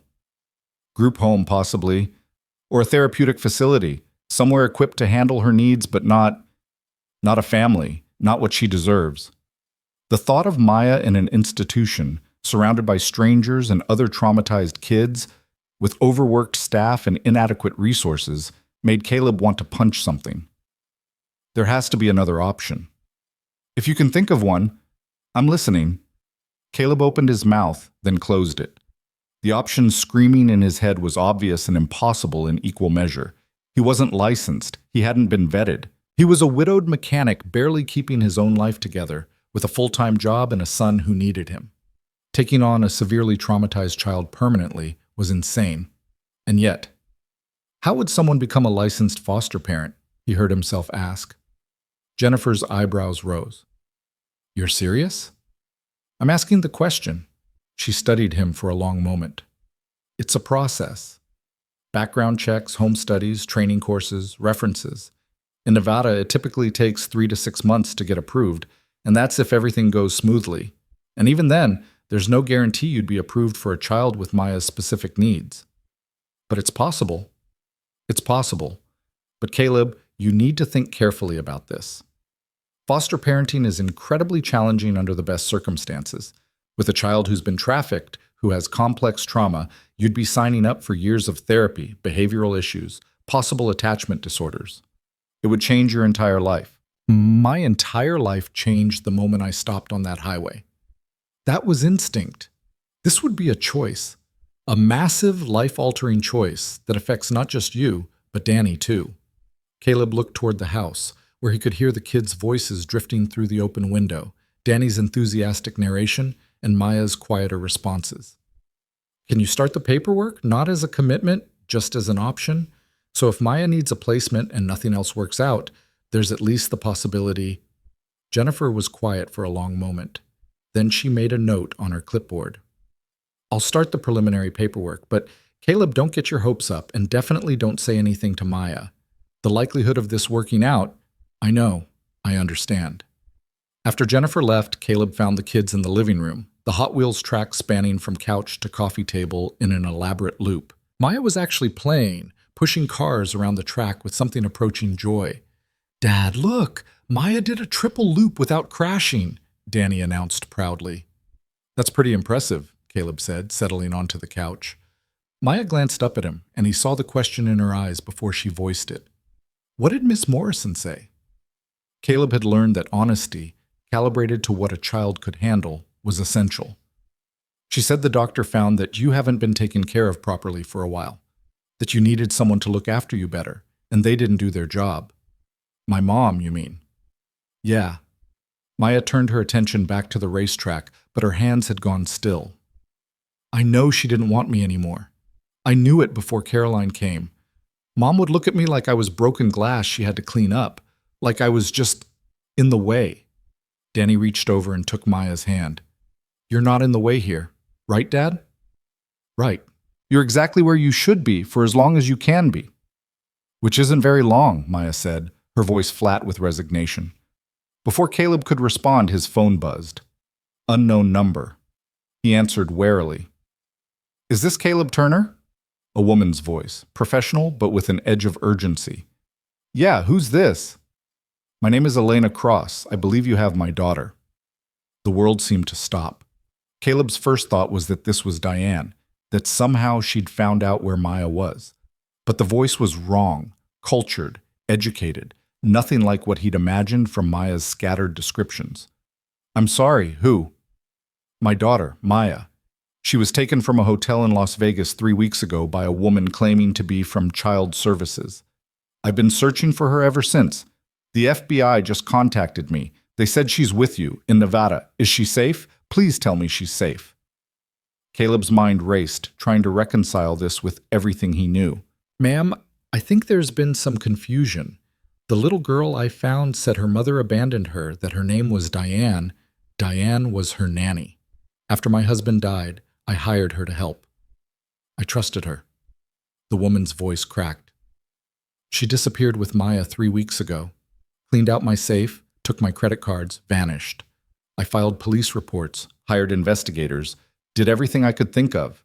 And then the FBI called saying they'd found her, that she was safe with someone named Turner in a place called Copper Springs."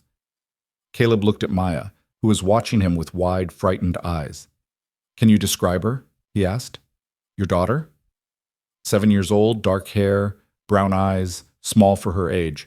She has a birthmark on her left shoulder blade, shaped like a crescent moon, and she carries a teddy bear, brown with one ear hanging off. She's had it since she was 2. The description was perfect, terrifyingly, impossibly perfect. "Mr. Buttons," Caleb said faintly. "What?" "The bear. She calls it Mr. Buttons." The sound that came through the phone was half sob, half laugh. Yes, Mr. Buttons. Please, is she there? Can I speak to her?" Caleb's hand was shaking. Everything he thought he'd understood about Maya's situation had just been turned upside down. Not a mother who'd sold her child, but a mother who'd been searching. Not abandonment, but kidnapping. "Ms. Cross, there are authorities involved now. FBI, Child Protective Services. I can't just—" "I know there are protocols. The FBI said they'd arrange everything, but I'm already on my way. I chartered a plane the minute they called. I'll be in Nevada in less than 2 hours. I need to know she's okay. Please." Maya had gone very still, her eyes locked on Caleb's face, reading his expression with the hyper-awareness of a child who'd learned to anticipate danger. "She's safe," Caleb said. "She's been through a lot, and she's scared, but she's safe. We've been taking care of her." "Thank you." The words came out choked. "Thank you for finding her. Thank you for keeping her safe. I don't know how to—" Her voice broke completely. "Ms. Cross, I need to call the authorities. Let them know about this. Where should they contact you?" She rattled off a number and Caleb scribbled it on a notepad with shaking hands. After she hung up, he sat there, phone in hand, trying to process what had just happened. "Who was that?" Maya asked, her voice small. "Maya, sweetheart, I need to ask you something, and I need you to think very carefully. The woman who took care of you after your dad died, Diane. Was she your mom, or was she someone who worked for your family? Maya's face scrunched up in concentration. She lived with us. She made my meals and picked me up from school. Mom was always working, so Diane was there more. And then when Daddy died, Diane said she was taking care of me because Mom was too sad. But your real mom, what does she look like? Tall, pretty. She has blonde hair and wears fancy clothes and always smells like flowers. Maya's eyes widened. Is she looking for me? A woman just called. She says she's your mother, that Diane kidnapped you. Is that possible, Maya? The child's face went through a series of emotions: confusion, hope, fear, and finally something like desperate longing. My real mom, Elena? Elena Cross? She wanted me to call her Elena because she thought Mom sounded old. Maya's voice wavered. I remember her. But it's been so long, and Diane said, she said Mom didn't want me anymore, that she was glad I was gone. She said I was too expensive to keep. Danny had been silent through all of this, but now he spoke up. That's what bad guys say to make kids give up hope. It's like in movies. Caleb pulled out his phone and called Wade, explaining the situation in rapid, disjointed sentences. The sheriff listened without interrupting. Jesus, Wade said when Caleb finished. That changes everything. I'll contact the FBI, get them to verify her identity. If she's really the mother, and this was a kidnapping, they'll want to coordinate the reunion carefully. Traumatized kid, high-stress situation. It needs to be handled right. She's on her way here. Said she chartered a plane. Of course she did. Caleb, I'm heading over now. We need to prepare Maya, and we need to make sure this woman is who she claims to be before we let her anywhere near that kid. 20 minutes later, Wade arrived with Jennifer in tow. They'd clearly been in contact, coordinating their response. Jennifer sat down with Maya, asking gentle questions about her real mother, confirming details, preparing the child for what might come next. Yes, her mom's name was Elena. Yes, she lived in a big house with a pool. Yes, she worked for a company that made something Maya didn't understand. Technology or medicine or something important. Yes, she traveled a lot for work. Yes, Diane had been the nanny. With each answer, the picture became clearer. Not a mother who'd abandoned her child, but a wealthy, probably overworked single parent who'd trusted the wrong person. A woman who'd been frantically searching while her daughter suffered, believing she'd been unwanted. How do you feel about seeing your mom again? Jennifer asked carefully. Maya's face crumpled. What if Diane was telling the truth? What if she doesn't really want me back? What if she's only coming because the FBI called? What if she's coming because she loves you and has been looking for you every single day since you disappeared? Caleb countered gently. But she never came before. When Diane had me. When Caroline was driving me around, she never found me. That doesn't mean she wasn't looking, sweetheart. It means the bad guys were good at hiding. Danny, who'd been uncharacteristically quiet, suddenly spoke up. Are you going to leave us? The question hung in the air. Maya looked at Danny, then at Caleb, her expression torn. I don't know, she whispered. I don't know what happens now. None of them did. The next hour was a blur of phone calls and preparations. The FBI confirmed Elena Cross's identity, prominent businesswoman, CEO of a biotech firm, widowed 2 years ago when her husband Marcus died in a car accident. She'd filed a missing persons report the day after Diane disappeared with Maya. She'd hired 3 private investigation firms. She'd been working with the FBI's kidnapping unit for weeks. Everything checked out. This was Maya's real mother, and she was coming. At 1 p.m., Wade got the call. Elena's plane had landed at a small regional airport 40 miles away. She was being driven to Copper Springs by federal agents, should arrive within the hour. Caleb looked at Maya, who'd gone pale and silent, clutching Mr. Button so hard her knuckles were white. She'd changed in the past 2 days, had started to relax, to smile, to believe that maybe the world could be safe. Now all that progress seemed to be evaporating in real time. What do you need, sweetheart? He asked her. I don't know. I'm scared. Scared of what? Everything. Scared she won't want me.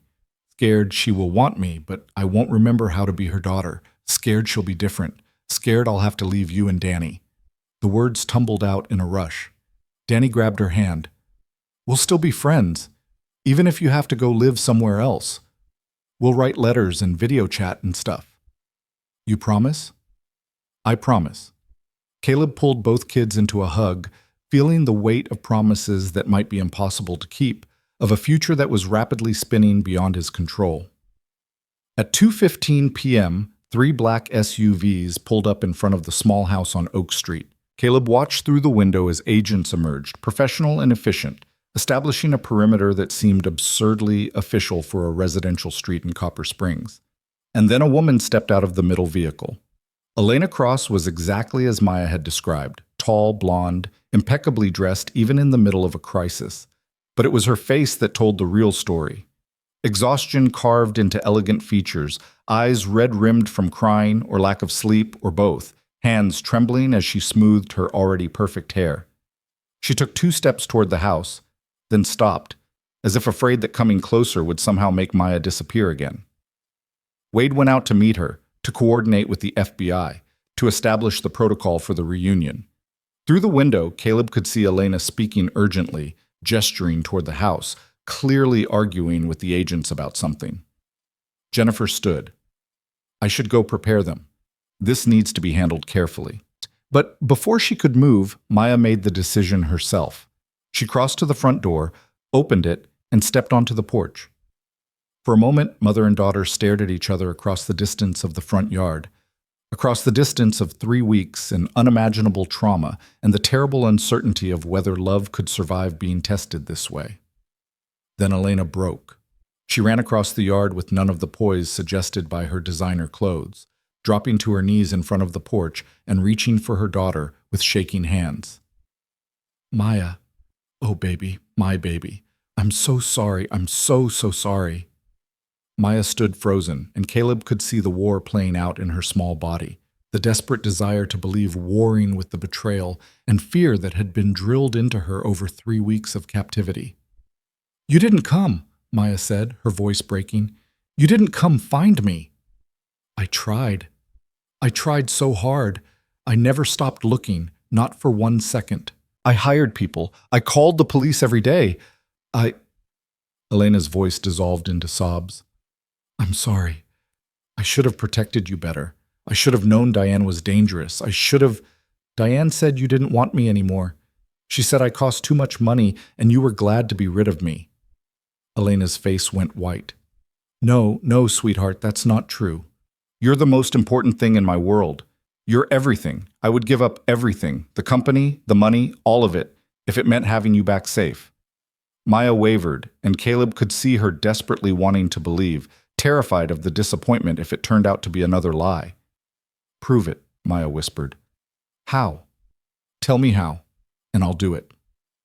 Tell me something only my real mom would know. Elena didn't hesitate. When you were 3, you went through a phase where you'd only eat foods that were purple. We had purple eggs. I had to special order purple food coloring, purple milk, purple pasta. It drove your father crazy, but I thought it was hilarious. And when you were 5, you lost your first tooth, and you cried because you thought the tooth fairy wouldn't be able to find our house because it was too big. So I made a map with glitter and arrows leading to your room, and you have a birthmark shaped like a moon on your left shoulder. And when you were little, I used to kiss it every night before bed and tell you that you were my star in the darkness. With each memory, Maya's defenses crumbled a little more. Tears streaked down her face, and her small body shook with the effort of holding everything in. Mommy? The word came out small and broken and full of desperate hope.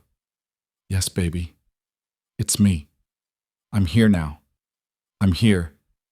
And I'm never letting you go again. Maya launched herself off the porch and into her mother's arms, and Elena caught her, holding her daughter so tightly it looked like she might never let go. They collapsed together onto the grass, Elena rocking Maya and whispering words Caleb couldn't hear, Maya sobbing into her mother's neck with the kind of grief and relief that came from a wound finally being acknowledged. Caleb stood on the porch and felt his heart break and heal in the same moment. This was right. Maya belonged with her mother, with someone who loved her desperately and had fought to find her. But it also meant losing the little girl who'd somehow, in just 3 days, become impossibly important to him. Danny stood beside his father, tears running down his face. She's going home. Yeah, buddy, she's going home. That's good, right? That's what's supposed to happen? Yeah, it's good. They watched as Elena finally stood, still holding Maya, and turned toward the house. Her eyes met Caleb's, and the gratitude in her expression was almost painful to witness. She carried Maya up the porch steps, and up close, Caleb could see that beneath the expensive clothes and professional polish, Elena Cross was just a mother who'd been through hell and come out the other side still fighting. "You're Caleb Turner," she said, her voice thick with emotion. "Yes, ma'am." "You saved my daughter's life. I just found her. The rest, you stopped. On a random highway in the middle of nowhere, you stopped for a child who wasn't yours. You took her in, kept her safe, made her feel protected when she had every reason to believe the world was full of monsters. That's not just finding someone. That's saving them." Caleb didn't know what to say to that. "She's a special kid." "I know." Elena's grip on Maya tightened. "I know, and I almost lost her because I was too focused on work, too trusting of the wrong person, too—" Her voice broke. "You can't blame yourself for someone else's evil," Caleb said quietly. "You did what you thought was right." The nanny betrayed that trust. "That's on her, not you." Maya pulled back slightly to look at her mother's face. "Are you really going to keep me? Even though I'm expensive and complicated and—" "Stop!" Elena's voice was fierce.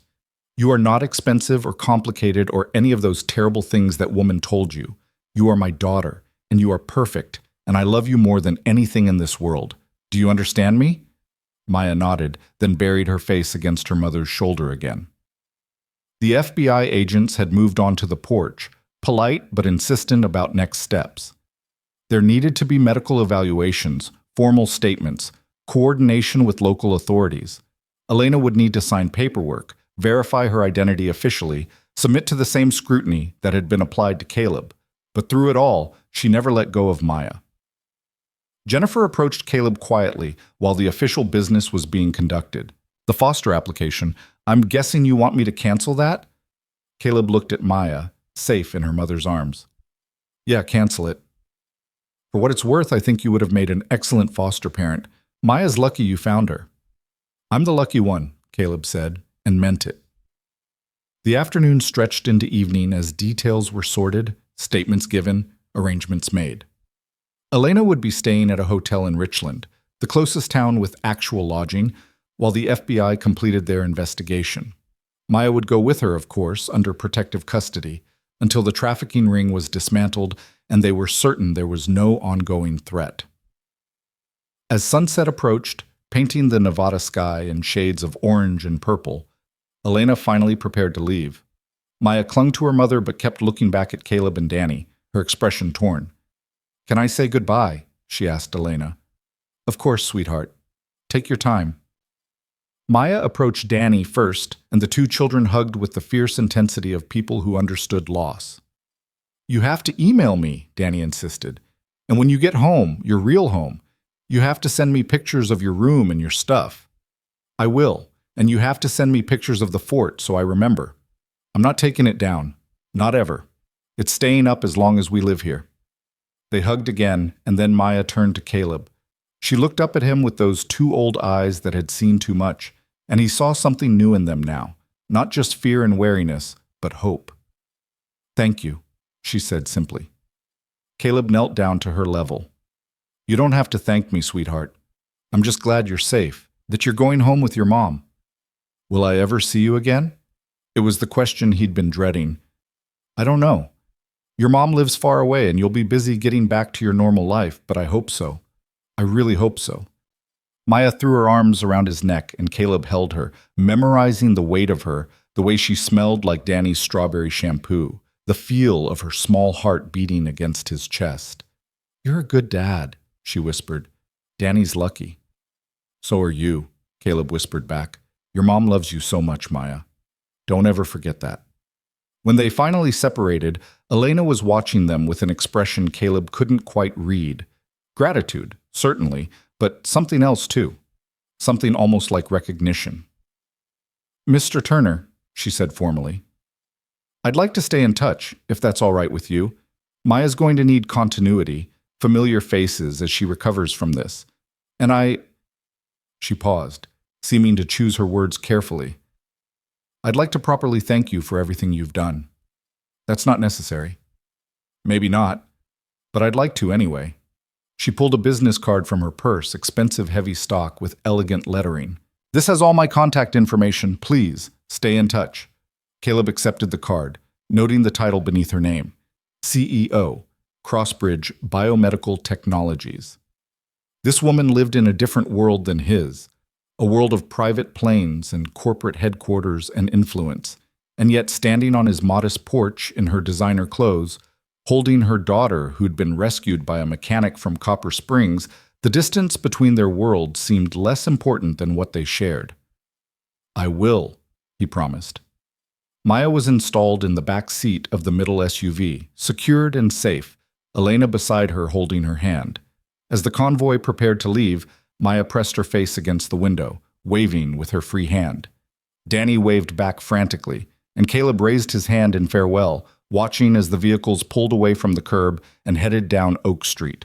They stood on the porch until the SUVs disappeared, until the sound of engines faded, until the street was quiet again, except for the distant hum of someone's air conditioner and the evening songs of desert birds.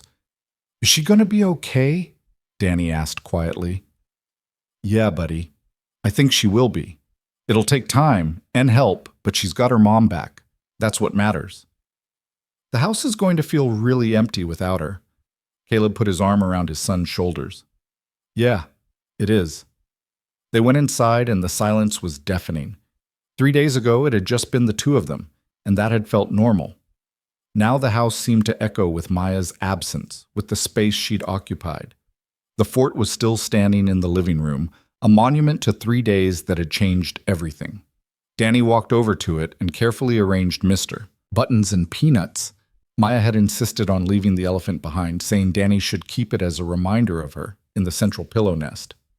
We should have dinner, Caleb said, though the thought of eating felt impossible. I'm not really hungry. Me either, but we should try.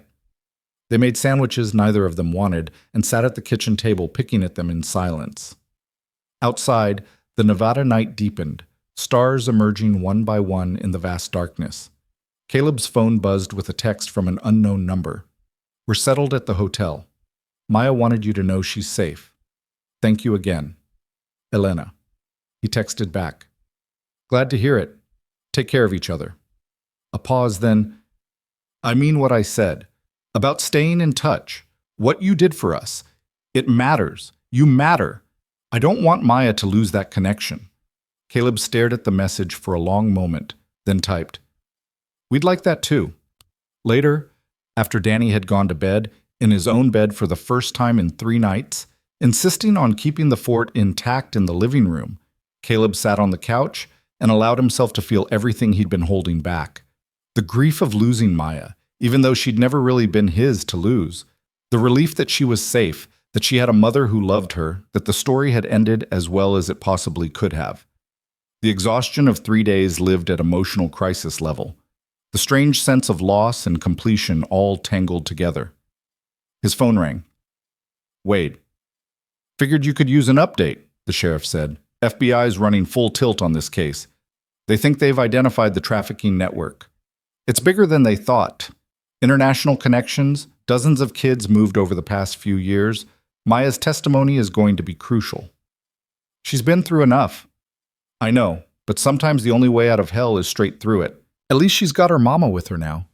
Yeah, at least there's that. You did good, Caleb. I know it doesn't feel like it right now, but you did real good. That kid's alive because of you. After Wade hung up, Caleb sat in the quiet house and thought about chance, about choice, about all the small decisions that had led to this moment. If he'd driven a different route that day. If he'd been running late and passed Maya before she wandered into view. If he'd convinced himself it wasn't his problem and kept driving. But he hadn't. He'd stopped.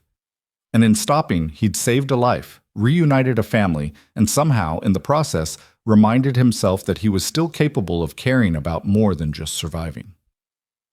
The house settled around him, quiet but not quite empty. In the living room, the fort stood as testament to 3 impossible days.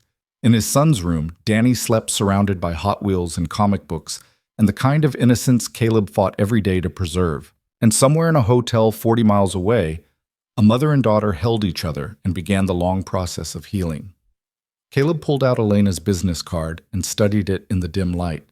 Crossbridge Biomedical Technologies. A whole different world. But she'd asked to stay in touch, and Caleb found himself hoping she'd meant it.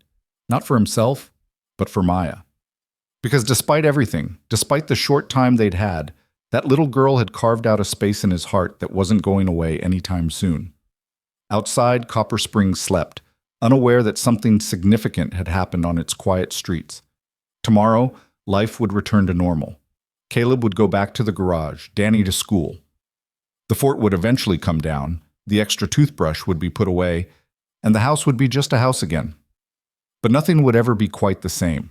Because, for 3 days, Caleb Turner had been reminded of something he'd forgotten in the years since Sarah died, that opening yourself up to caring, to connection, to the possibility of loss, was terrifying and painful and absolutely necessary. He'd thought he was saving Maya, but in some fundamental way she'd saved him too. The morning after Maya left felt like waking up in a house that had forgotten how to be home. Caleb stood in the kitchen making coffee for 1 adult instead of preparing breakfast for 3, and the silence pressed against his eardrums like something physical.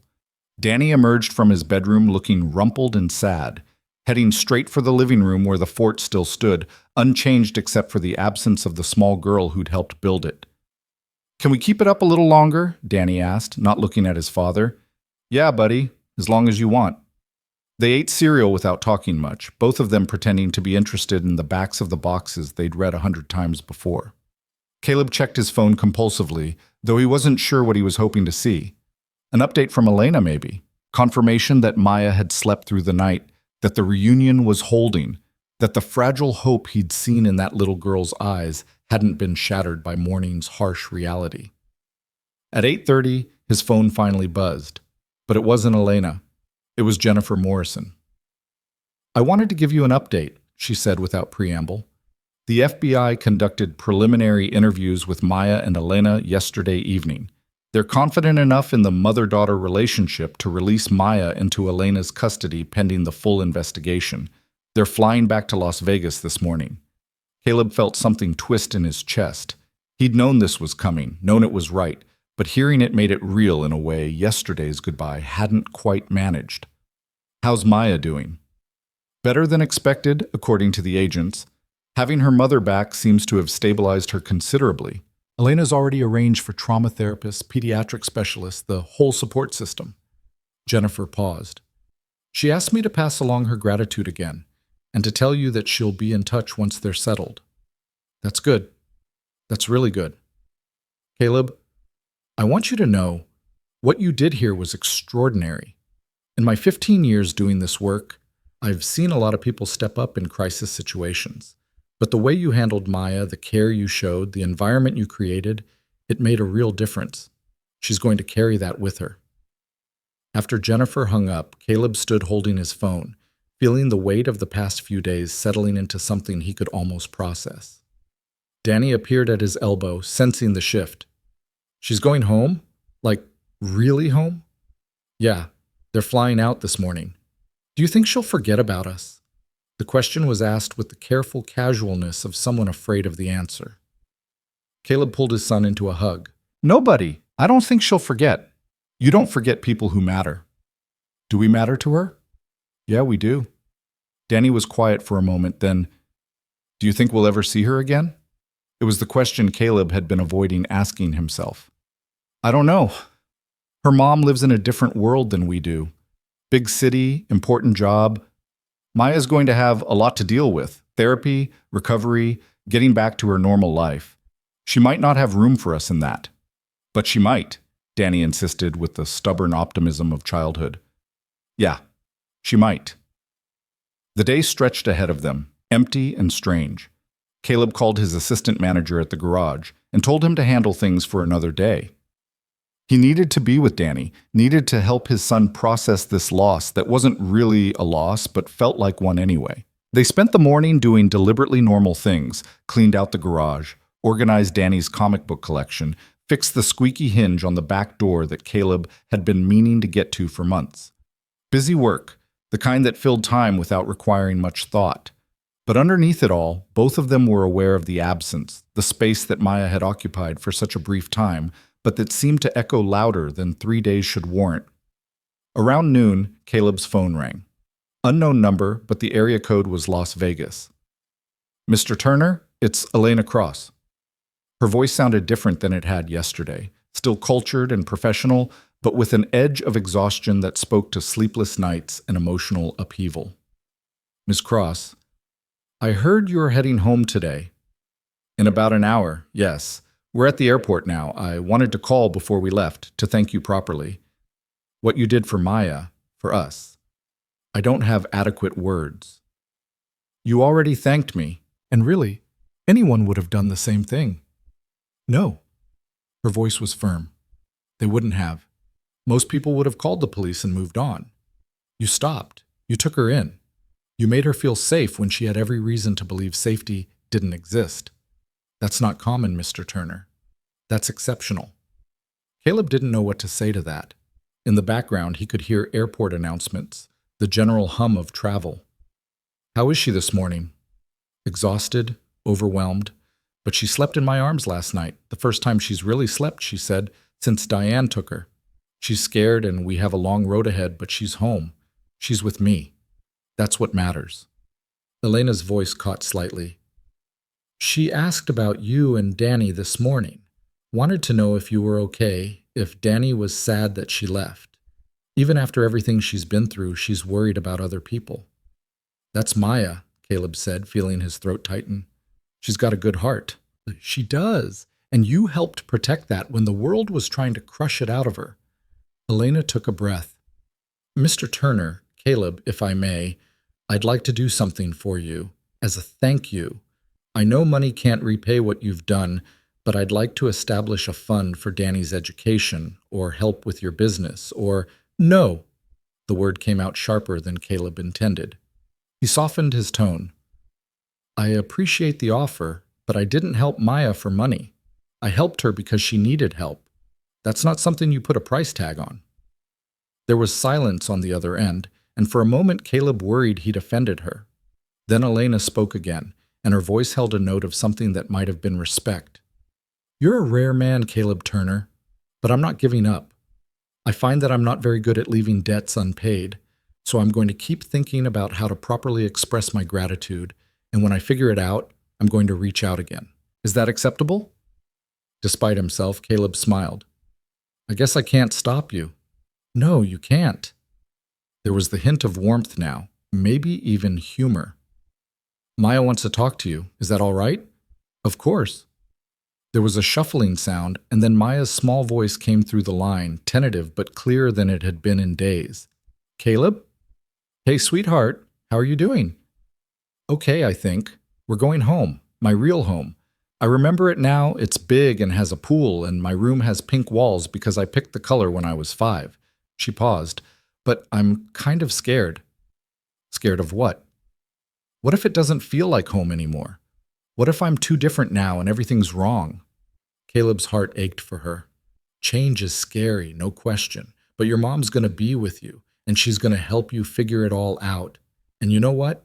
Even if things feel different at first, that's okay. You get to decide what home feels like now. You're not the same person you were before, and that's okay too. Will you and Danny really email me, or was that just something people say?"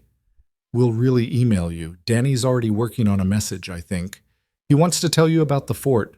We're keeping it up for now." "Really?" The brightening in her voice was audible. "Really? It's Danny's memorial to the 3 best days we've had in a long time." "They were good days, weren't they? Even though I was scared and everything was weird, they were still good." "Yeah, sweetheart, they were really good days." "I have to go now. They're calling our flight. But Caleb, thank you for being nice to me. I won't forget." "I won't forget either, Maya. You take care of yourself, okay? And be patient with your mom. She's been through a lot too." "I will. Bye, Caleb." "Bye, sweetheart." The line went dead, and Caleb stood there holding his phone, feeling like something fundamental had shifted. 3 days ago, his life had been narrow and controlled and safe. Now it felt wider somehow, more open, like Maya had pried apart walls he'd built and let light into spaces that had been dark for too long. The days that followed developed a strange rhythm. Life returned to normal on the surface. Caleb went back to work at the garage, Danny to school, their routines resuming their usual patterns. But underneath, something had changed. Danny talked about Maya constantly, sharing stories with his friends, making plans for what they'd do when she visited, optimistic when, not pessimistic if. Caleb found himself checking his email more frequently, waiting for updates that didn't come. A week passed, then 2. Caleb started to wonder if Elena's promise to stay in touch had been genuine or just something people said in the emotional aftermath of crisis. He couldn't blame her if it had been the latter. She had a company to run, a daughter to help heal, a life that was undoubtedly more complicated than he could imagine. Then, on a Tuesday afternoon 3 weeks after Maya had left, an email appeared in his inbox. The subject line simply read, "Thank you." Caleb opened it standing in his office at the garage, still wearing his grease-stained coveralls. "Dear Caleb, I apologize for the silence. These past weeks have been a whirlwind of medical appointments, therapy sessions, FBI interviews, and the general chaos of putting our lives back together. Maya is doing better than I dared hope. She has nightmares still, and moments of panic, but she's also laughing again, playing again, being a child again. Her therapist says that the care she received from you and Danny during those critical days made a significant difference in her resilience. You gave her proof that adults could be trusted, that kindness existed, that safety was possible. That foundation is helping her heal now. I've been thinking about our conversation at the airport, about how to properly express my gratitude. And I've realized that you're right. This isn't about money. It's about something more important. I run a biomedical company, as you know. We develop treatments and technologies aimed at helping people. But lately, I've been thinking about all the people who fall through the cracks of the system, the families struggling not because they lack talent or work ethic, but because they lack resources, opportunities, support.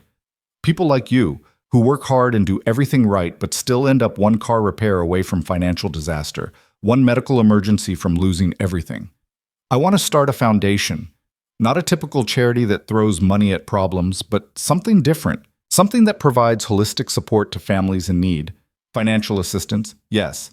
But also mentoring, education, job training, childcare, whatever it takes to help people build stable, sustainable lives.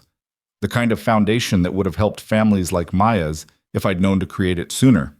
But here's the thing. I don't want to run it.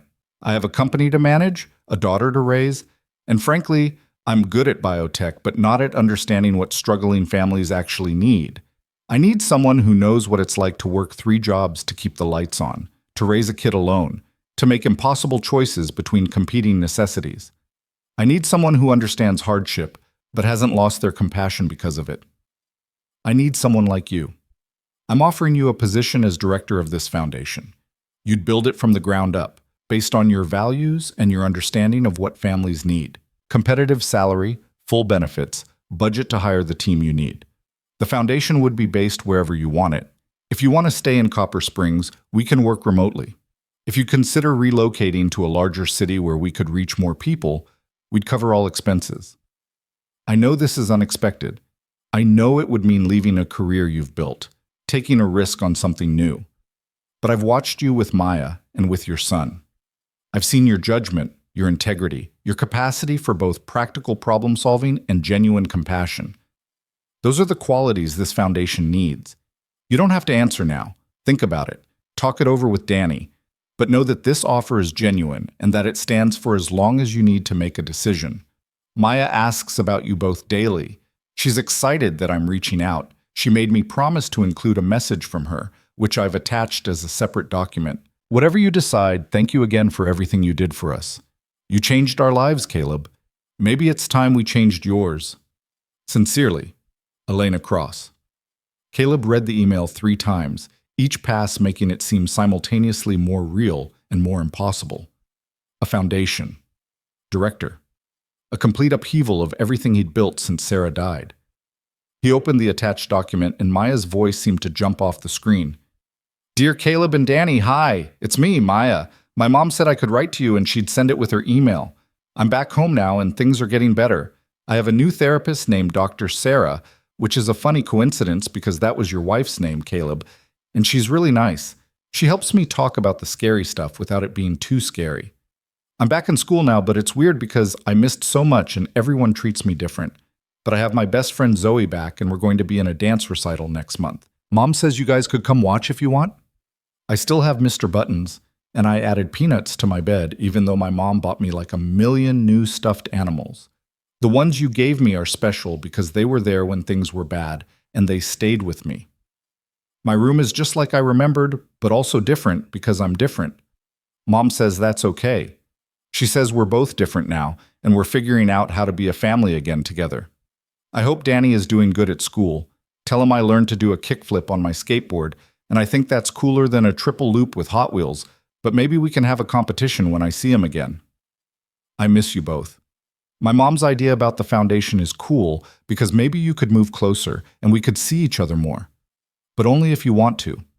I don't want you to do something you don't want just because of me. Thank you for saving my life. I know everyone says that, but I really mean it. You showed me that good people exist, and that helped me believe things could get better. Your friend, Maya P.S. The fort at your house was the best fort ever made in the history of forts, and you should definitely keep it forever.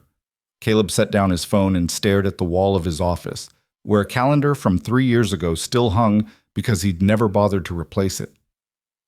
Around him, the garage hummed with familiar sounds. The pneumatic hiss of the lift, the clink of tools, the radio playing classic rock at low volume. This was his life. Small, manageable, safe. He'd built it deliberately, brick by brick, after Sarah died, creating a world where he controlled the variables, where surprises were minimized, where pain was kept at bay through careful routine and emotional distance. But that life suddenly felt less like safety and more like hiding. He left the office and found his assistant manager, Tom, a 50-something former Marine who'd been working at the garage since before Caleb bought it. "You got a minute?" Caleb asked. They stepped outside into the afternoon heat, away from the noise of the shop. Caleb told him about Elena's offer, about the foundation, about the impossible choice he was facing. Tom listened without interrupting, then let out a low whistle. "That's a hell of an opportunity. It's insane. I'm a mechanic, not a nonprofit director. I don't know the first thing about running a foundation. You know about fixing broken things and helping people who can't afford to pay full price. Seems like that translates pretty well." Tom studied him. "But that's not really what you're worried about, is it?" "What do you mean?" "You're worried that if you say yes, you're admitting that this life you've built isn't enough anymore, that you want something more, something different, and that feels like betraying Sarah's memory somehow." The observation hit too close to home. Caleb looked away, focusing on the heat waves rising from the asphalt. "Sarah made me promise, before she died, that I'd keep living. Not just surviving, but actually living. Having experiences, taking chances, being present for Danny." His voice roughened. "But it was easier to just exist, to wake up, go to work, take care of Danny, repeat. No risks, no complications." "No joy either, though," Tom said quietly. "Not real joy. Contentment, maybe. Stability. But not the kind of life Sarah was talking about." "You think I should take it?" "I think you should decide what kind of example you want to set for your son. You want him to learn that safety is the highest goal, that playing it safe is how you survive loss? Or you want him to learn that sometimes the right thing to do is scary as hell, but you do it anyway?" Caleb went home that afternoon and found Danny in the fort, which had evolved over the weeks into something more permanent. A blanket cave reinforced with cardboard and decorated with drawings and photos, including several of Maya that Elena had emailed. "Hey buddy, can we talk?" Danny emerged from the fort, and Caleb realized with a start that his son looked older somehow, like the past few weeks had aged him in ways that were hard to quantify. They sat on the couch, and Caleb explained Elena's offer.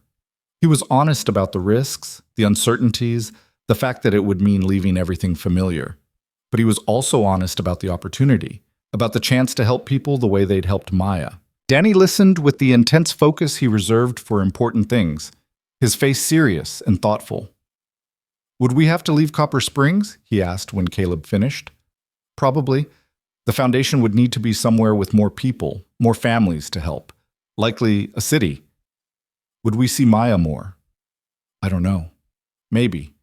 If we were closer to Las Vegas or if she visited the foundation."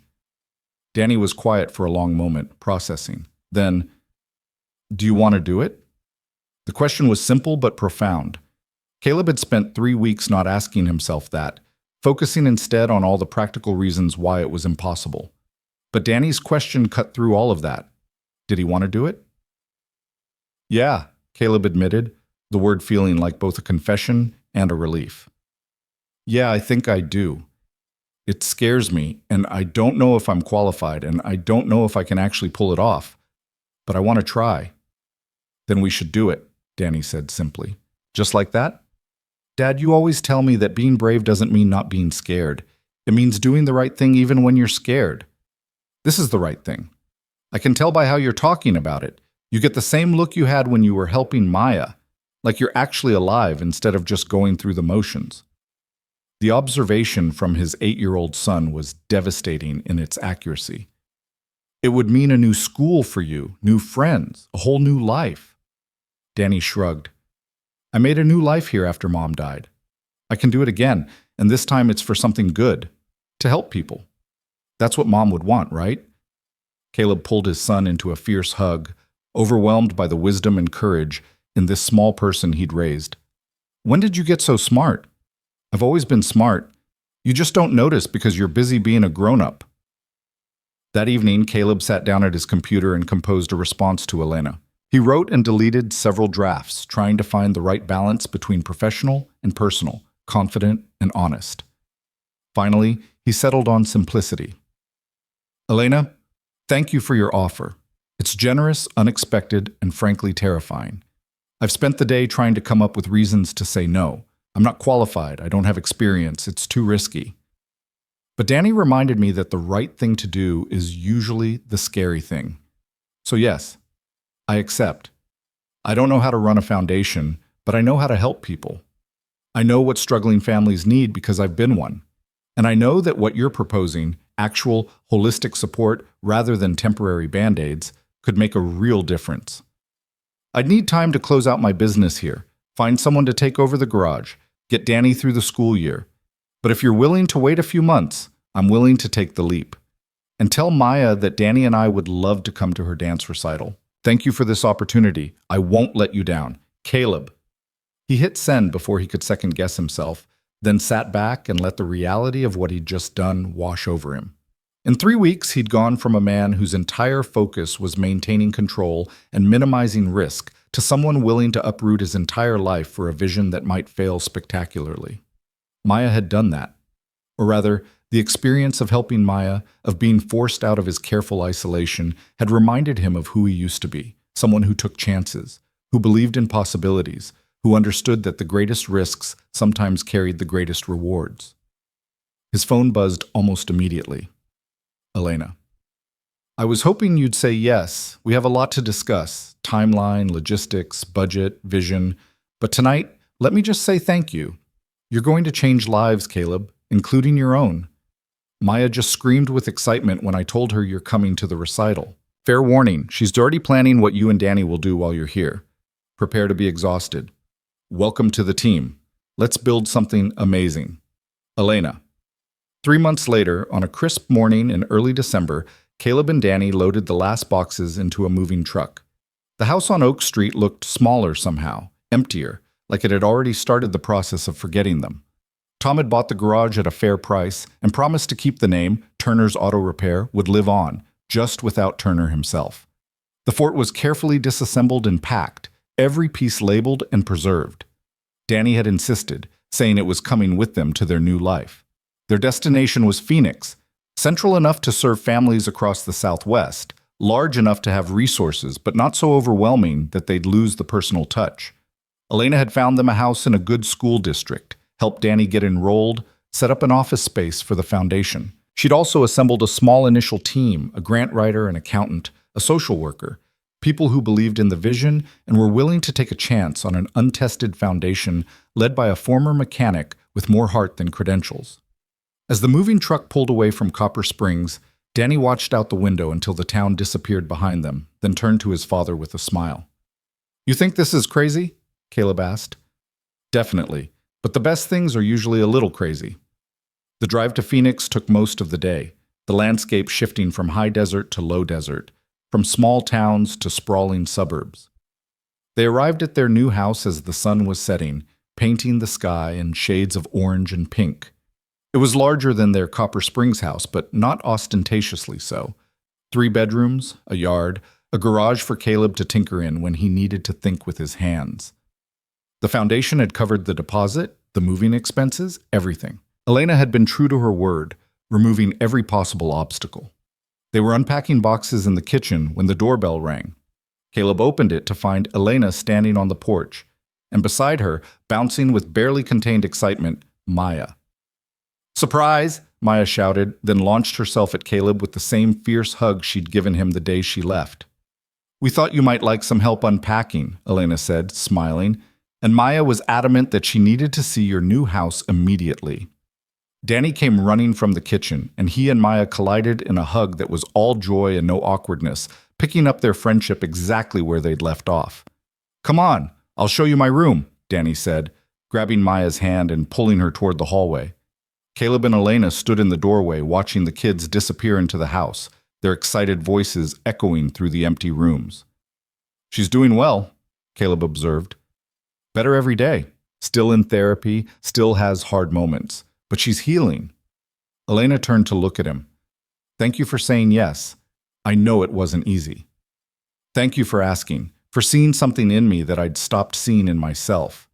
They moved into the kitchen, and Elena helped him unpack dishes while they talked about the foundation, the timeline for launch, the criteria for selecting families to help, the balance between providing support and maintaining dignity.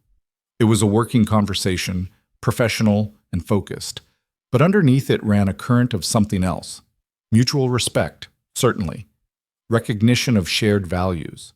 Maybe the beginning of friendship. "I've been thinking," Elena said, carefully wrapping a mug in newspaper. "The foundation needs a name. Something that captures what we're trying to do. Any ideas?" "Actually, yes. I was thinking we could call it the Hartwell Foundation, after Maya's father and after the life she lost. A way of taking something painful and transforming it into something that helps others." Caleb considered this. Maya would like that, keeping her dad's memory alive in a positive way. "That's what I thought." Elena set down the mug and looked at him directly. "Caleb, I want to be clear about something. This foundation, it's not just me being generous or trying to assuage guilt. I genuinely believe you're the right person to lead it. You have instincts about people and needs that I could never develop from my background. But it's going to be hard work, and there will be failures along with the successes. Are you prepared for that?" "I've been failing and succeeding at keeping things together for years," Caleb said honestly. "At least now the failing will be in service of something larger than just my own survival." They worked in companionable silence for a while, the sound of the kids' laughter drifting through the house like music. It struck Caleb that this, unpacking boxes with someone who understood the weight of loss, while their children played together in another room, felt more like family than anything had in years. It wasn't romance. Neither of them was ready for that. Maybe would never be ready with each other. But it was connection, partnership, the building of something new from the broken pieces of their respective pasts. Later, after Elena and Maya had left with promises to return tomorrow to help more, Caleb and Danny sat on the floor of the empty living room eating pizza from boxes. "I like it here," Danny announced. "It feels right." "Yeah?" "Yeah. Like we're supposed to be here. Like this is where the next part of our story happens." Caleb looked around at the boxes, the blank walls, the empty spaces waiting to be filled. 3 months ago, his life had been completely different. 3 months before that, he'd been a man going through the motions, surviving, but not really living. Now he was starting over in a new city, launching a foundation he had no business running, building something that might fail spectacularly or might change hundreds of lives. It was terrifying and exhilarating in equal measure. "You know what?" Caleb said. "I think you're right. I think this is exactly where we're supposed to be." That night, they set up the fort in Danny's new room, not exactly as it had been, but close enough. They hung the photos of Maya on the blanket walls, arranged the stuffed animals in their proper places, created a space that honored what had been while making room for what would come next.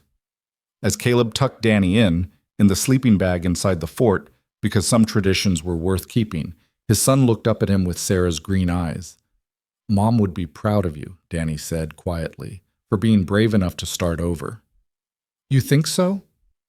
"I know so. She always said that being alive means being willing to change, to grow, to let new things in. You're doing that now." Caleb kissed his son's forehead, overwhelmed by gratitude for this wise, resilient kid who'd lost his mother but hadn't lost his capacity for hope. "We're doing it together, buddy. This is our adventure." "Our adventure," Danny agreed, already drifting toward sleep.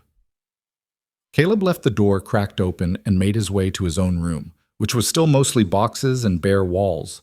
He pulled out his phone and looked at the last message from Elena, sent just before she and Maya had left. "Thank you for taking this leap. I have a feeling we're going to do great things together. Welcome home, Caleb." Welcome home. The word settled into him like something he'd been waiting to hear without knowing it. Not a location exactly, but a state of being. A willingness to be present, to be vulnerable, to let people and possibilities in. He typed back a simple response. "Thank you for giving us a reason to leap. See you tomorrow." Then he set his phone aside and looked out the window at the Phoenix lights spread out below, a city full of families struggling and surviving and hoping for something better. Families he was going to try to help, using the lessons he'd learned from his own struggles and from 3 days with a terrified little girl on a desert highway. He didn't know if the foundation would succeed. He didn't know if he was qualified or capable or prepared for what lay ahead. But he knew that trying, really trying, with everything he had, was worth more than the safe, controlled life he'd been living. Maya had saved his life just as much as he'd saved hers. She'd reminded him that opening yourself to care, to connection, to the messy unpredictability of other people was the only way to actually live rather than just exist. And now, standing in a new house in a new city with a new purpose, Caleb Turner was finally, truly ready to live again. The first 6 months in Phoenix passed in a blur of activity that left Caleb simultaneously exhausted and more energized than he'd felt in years. The Hartwell Foundation opened its doors on a Tuesday morning in February, operating out of a modest office space in a mixed-use building that Elena had helped them secure at below-market rent.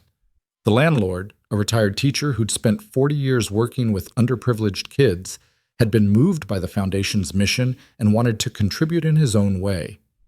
Caleb stood in the reception area that first morning, looking at the sign on the wall, the Hartwell Foundation, building families, building futures, and felt the weight of responsibility settle on his shoulders like a physical thing. Behind him, his small team was setting up computers, arranging furniture, fielding phone calls from families who'd somehow already heard about them despite minimal publicity. "Nervous?" Elena asked, appearing at his elbow with 2 cups of coffee. "Terrified," Caleb admitted. "What if we can't help them? What if we make promises we can't keep? Then we'll be honest about our limitations and help them find resources elsewhere. But Caleb, look around. You've built something real here. You've assembled a team that believes in this work. You've created systems and protocols that prioritize dignity alongside assistance. That's not nothing." She was right, but the fear persisted. The fear that he'd fail these families the way he'd once feared failing Danny, the way he'd feared failing Sarah when she was dying and there was nothing he could do to stop it. But then the first family walked through the door. Maria Sanchez was 32, a single mother of 3 working 2 jobs and still falling behind on rent. She came in with her youngest daughter, a 4-year-old with curious eyes who reminded Caleb achingly of Maya at that age. Maria's hands shook as she filled out the intake forms, and her voice cracked when she explained her situation. "I'm not looking for a handout," she said, pride and desperation warring in her expression. "I work hard. I've always worked hard. But my car died, and without it I can't get to my night job, and if I lose that job I lose my apartment, and if I lose my apartment—" "You don't have to explain," Caleb said gently. "We're here to help. Tell me what you need." They spent an hour going through Maria's situation, and Caleb found himself drawing on every lesson he'd learned from his own struggles. The foundation paid for the car repairs, a relatively small expense that would prevent a catastrophic cascade of losses. But they also connected Maria with a job training program that could eventually get her into a single, better-paying position. They arranged childcare assistance so she didn't have to rely on her eldest daughter, who was 12 and shouldn't have to be a parent. They scheduled her with a financial counselor who could help her build a budget and start saving. "Why are you doing this?" Maria asked when they were done, tears streaming down her face. "You don't even know me." "Because someone should have done it for my family when we were struggling," Caleb said honestly. "Because you deserve support, not judgment. Because your kids deserve to see their mother thrive, not just survive." After Maria left, clutching a folder full of resources and contact information, Caleb sat at his desk and let himself feel the enormity of what they'd just done. One family, one set of problems addressed. It was such a small thing in the grand scheme of poverty and struggle, but for Maria and her children, it might be everything. His phone buzzed with a text from Elena. "How did it go?" "Good. Hard. Good. That's how you know you're doing it right. Dinner this weekend?" Maya's been asking. Over the months since moving to Phoenix, dinners with Elena and Maya had become a regular occurrence.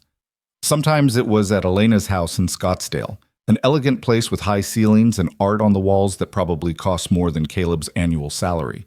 Other times it was at Caleb's more modest home, where Danny and Maya would commandeer the living room and build elaborate forts while the adults talked in the kitchen.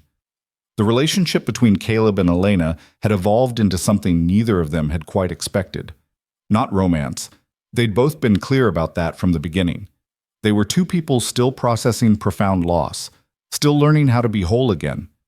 But it was partnership, deep respect, and a growing friendship that felt more substantial than many romantic relationships Caleb had witnessed. They challenged each other. Elena pushed Caleb to think bigger, to consider systemic changes rather than just individual interventions. Caleb pushed Elena to stay grounded, to remember that statistics represented real people with real stories. Together, they were building something neither could have created alone. And the children had become inseparable.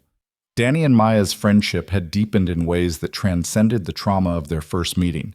They video chatted almost daily, spent weekends together, and had developed the kind of sibling-like relationship that came from genuine affection rather than obligation. Maya still had hard days, moments when the trauma resurfaced and she needed extra support, but she was healing. Her therapist had told Elena that the consistency of safe relationships with her mother, with Danny and Caleb, with her support network, was making all the difference. The foundation's work expanded rapidly. Word spread through social service networks, community centers, churches. Families started arriving with increasingly complex problems: medical debt, domestic violence situations, immigration issues, children with special needs who required expensive therapies. Each case pushed Caleb and his team to think creatively, to build new partnerships, to expand their resources. By summer, they'd helped 43 families.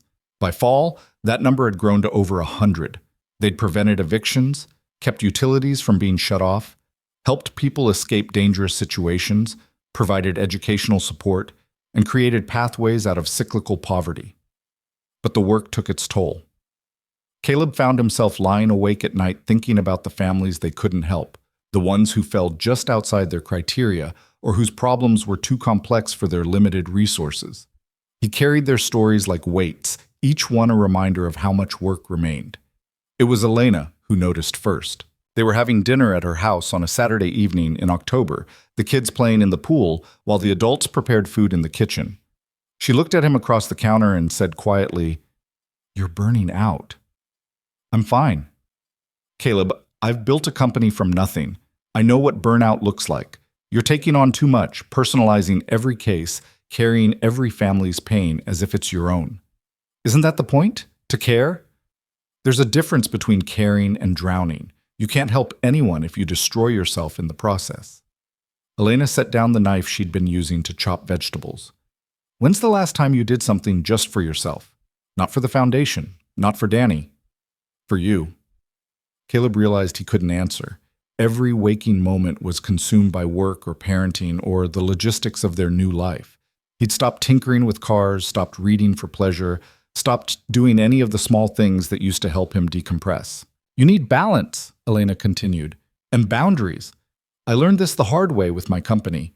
If you give everything, there's nothing left when the people you love need you most. She was speaking from experience, he knew. The regrets she carried about the time she'd missed with Maya while building her company, the ways that single-minded focus had left vulnerabilities in her personal life that Diane had exploited. I don't know how to do balance, Caleb admitted. I only know how to be all in or checked out. There's no middle ground.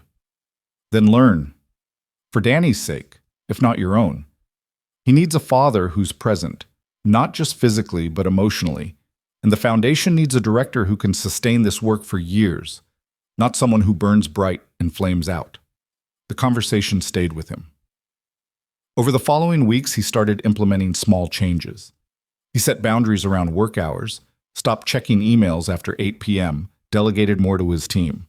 He started taking Danny hiking on weekends, exploring the desert trails around Phoenix. He even accepted Wade's invitation to visit Copper Springs for Thanksgiving, finding unexpected comfort in returning to the place where everything had changed. The foundation continued to grow, but more sustainably now. They hired additional staff, created clearer protocols, developed partnerships with other organizations that could share the load. Caleb learned to see each family they helped as a victory without torturing himself over the ones they couldn't reach. And slowly, carefully, his friendship with Elena deepened into something that neither of them had planned, but both had started to recognize. It happened gradually, in small moments. The way Elena's face lit up when she talked about a new treatment her company was developing. The sound of her laugh when Danny told terrible jokes at dinner. The comfortable silences they'd learned to share, sitting on her patio while the kids played, not needing to fill the space with words. One evening in December, almost a year after Caleb had moved to Phoenix, they found themselves alone together while Danny and Maya were at a movie with friends. They'd planned to work on the Foundation's annual report, but somehow they ended up just talking about their late spouses, about the guilt that came with moving forward, about the strange grace of finding connection in the wreckage of loss. Marcus would have liked you, Elena said suddenly. He always said I needed someone who'd call me on my workaholism, who wouldn't be intimidated by the corporate stuff. Sarah would have liked you too. She always pushed me to think bigger, to not settle for comfortable. You remind me of her that way. They looked at each other across the coffee table, and something shifted. Not a dramatic movie moment, but a quiet recognition that what they'd been carefully calling friendship had the potential to be something more, if they were brave enough to let it. I'm not ready, Elena said softly. Neither am I. But maybe someday? Maybe someday. It was enough. More than enough. They had time, and they had the foundation of genuine respect and care to build on. Neither of them needed to rush into anything. The Foundation's first anniversary arrived in February, marked by a small celebration at their office. They'd helped over 200 families, prevented countless crises, and built a model that other organizations were starting to study and replicate. Elena had quietly funded an expansion, allowing them to hire more staff and extend their reach. But the real celebration came later that evening, at Caleb's house, where a smaller group gathered. Elena and Maya, of course. Jennifer Morrison, who'd become a consultant for the Foundation, helping them navigate the complex world of child welfare systems. Wade, who'd driven down from Copper Springs. Tom, who'd flown in from Nevada and kept telling everyone about how he'd known Caleb would do something great. And Danny, who stood up during dinner and clinked his glass with a spoon to get everyone's attention. I want to make a toast, he announced, his voice cracking slightly with early adolescence. A year ago, we didn't know where we'd be. We didn't know if moving here was the right choice, or if the Foundation would work, or if anything would turn out okay. But Dad took a chance, and because he did, hundreds of families got help. And we got Maya back in our lives. And I learned that being brave means doing scary things even when you don't know how they'll turn out. He raised his glass of sparkling cider. To Dad, for being brave, and to Maya, for reminding us that good things can come from bad situations. And to Mom and Mr. Hartwell, who we miss, but who we're honoring by helping other people. Everyone drank to that, and Caleb had to look away for a moment to compose himself.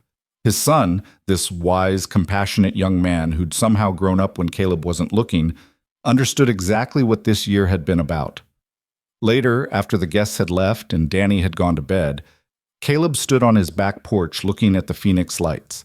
His phone buzzed with a message from Elena. "Thank you for tonight. For everything, really. You've built something beautiful, Caleb. Not just the foundation, but this life, this community of people who care about each other. That's rare and precious."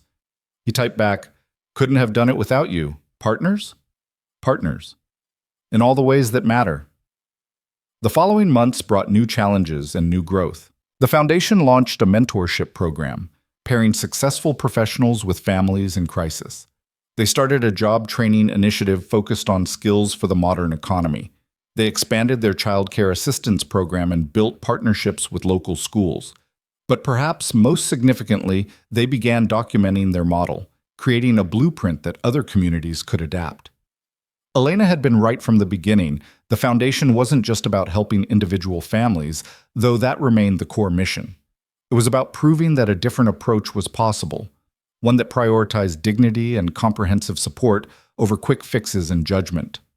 By the foundation's second anniversary, they'd been featured in national media, studied by policy researchers, and invited to testify before state legislators about better approaches to family support. Caleb, who'd once been a mechanic in a tiny Nevada town, found himself speaking at conferences and meeting with officials who wanted to understand how to replicate their success. Through it all, Elena was his steady partner. She handled the high-level corporate connections and major donor relationships, while Caleb stayed focused on the families and the day-to-day work. They complemented each other perfectly, each bringing strengths the other lacked. And slowly, carefully, something more began to develop between them. It started with longer dinners, conversations that stretched late into the night. It progressed to attending events together, not quite dating, but not quite not dating either.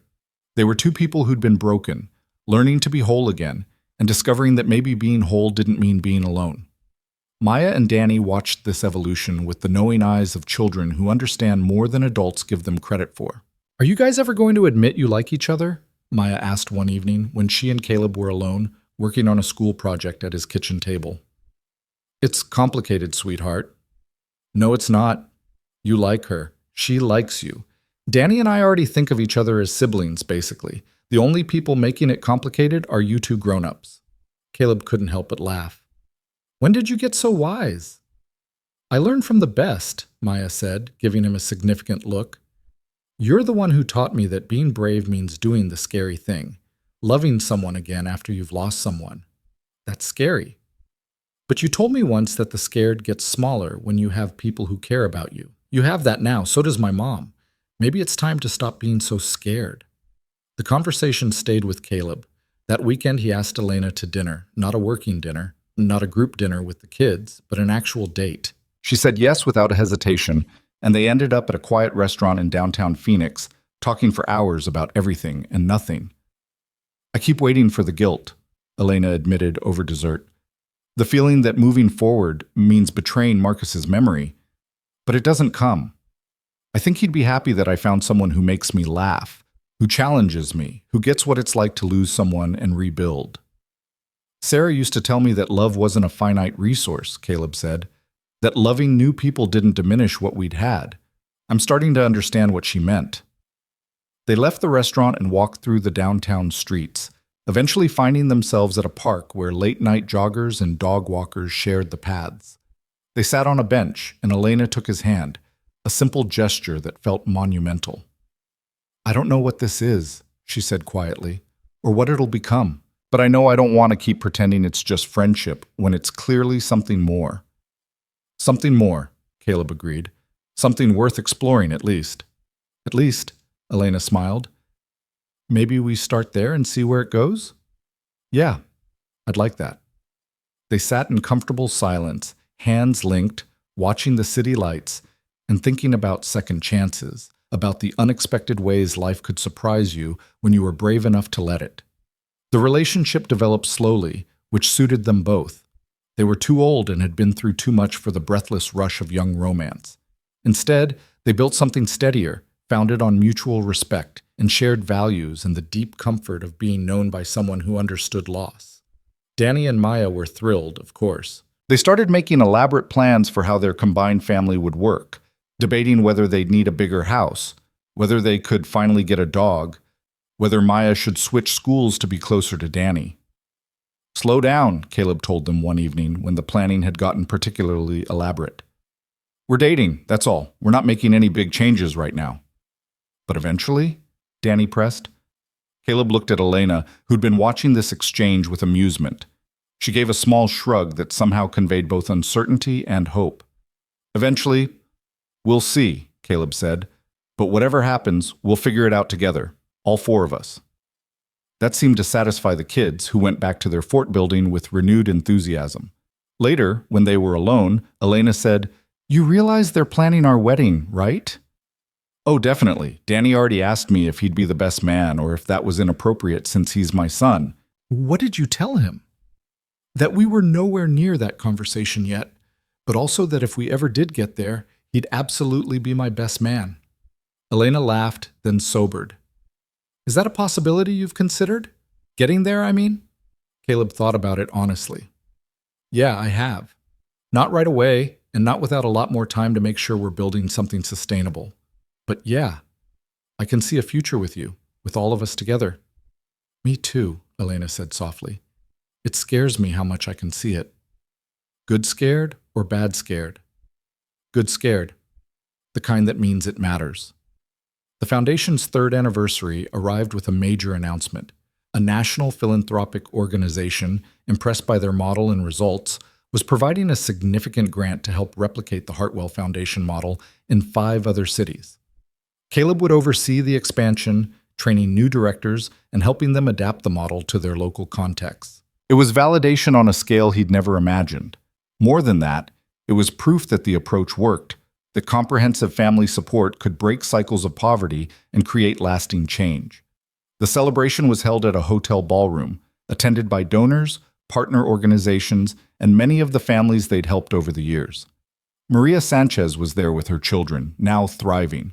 She'd completed her job training and was working as a medical billing specialist, making enough to support her family comfortably. Her daughter, the 4-year-old who'd reminded Caleb of Maya, was now 6 and reading above grade level. "You changed our lives," Maria told Caleb during the reception. "Not just with the money, though that helped, but by seeing us as people worth investing in, by treating us with dignity. That meant everything." Story after story echoed the same theme. The Foundation's impact wasn't just about financial assistance. It was about restoring hope, providing consistency, proving that they weren't alone in their struggles. Near the end of the evening, Elena took the stage to speak. She talked about Marcus, about how his death had devastated her, about how she'd almost lost Maya in her grief. Then she talked about Caleb, about the stranger on a highway who'd saved her daughter, and in doing so, shown her a different way forward. "The Hartwell Foundation exists because one person chose to stop," she said, her voice carrying across the crowded room. "Because Caleb Turner saw a child in need and didn't look away, didn't convince himself it wasn't his problem, didn't keep driving. That moment of compassion set everything else in motion. And I think that's the lesson of this foundation, that we all have the power to stop, to see, to help. That small acts of courage can cascade into movements of change." She looked directly at Caleb. "Thank you for stopping.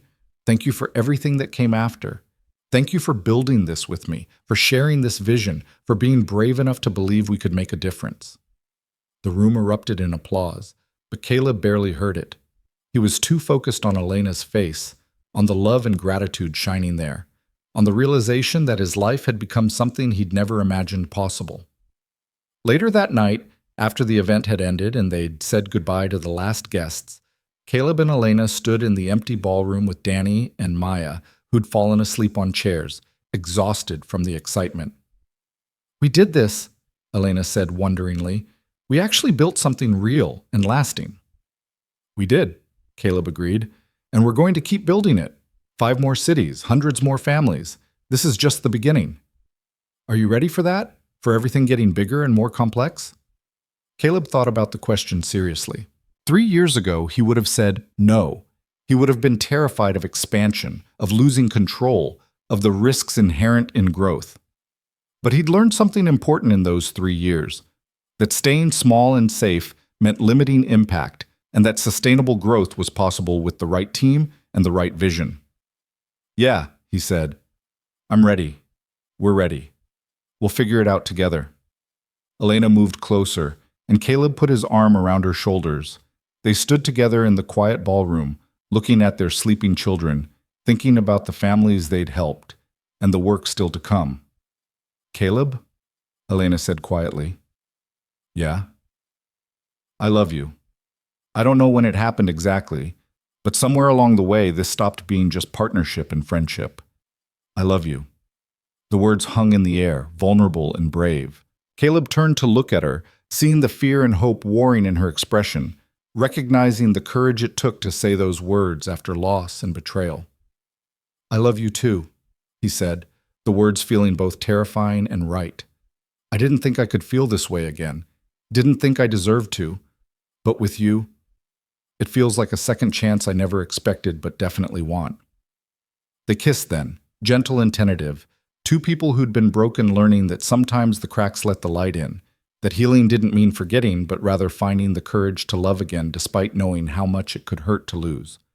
When they pulled apart, they found Danny and Maya awake and watching them with matching grins.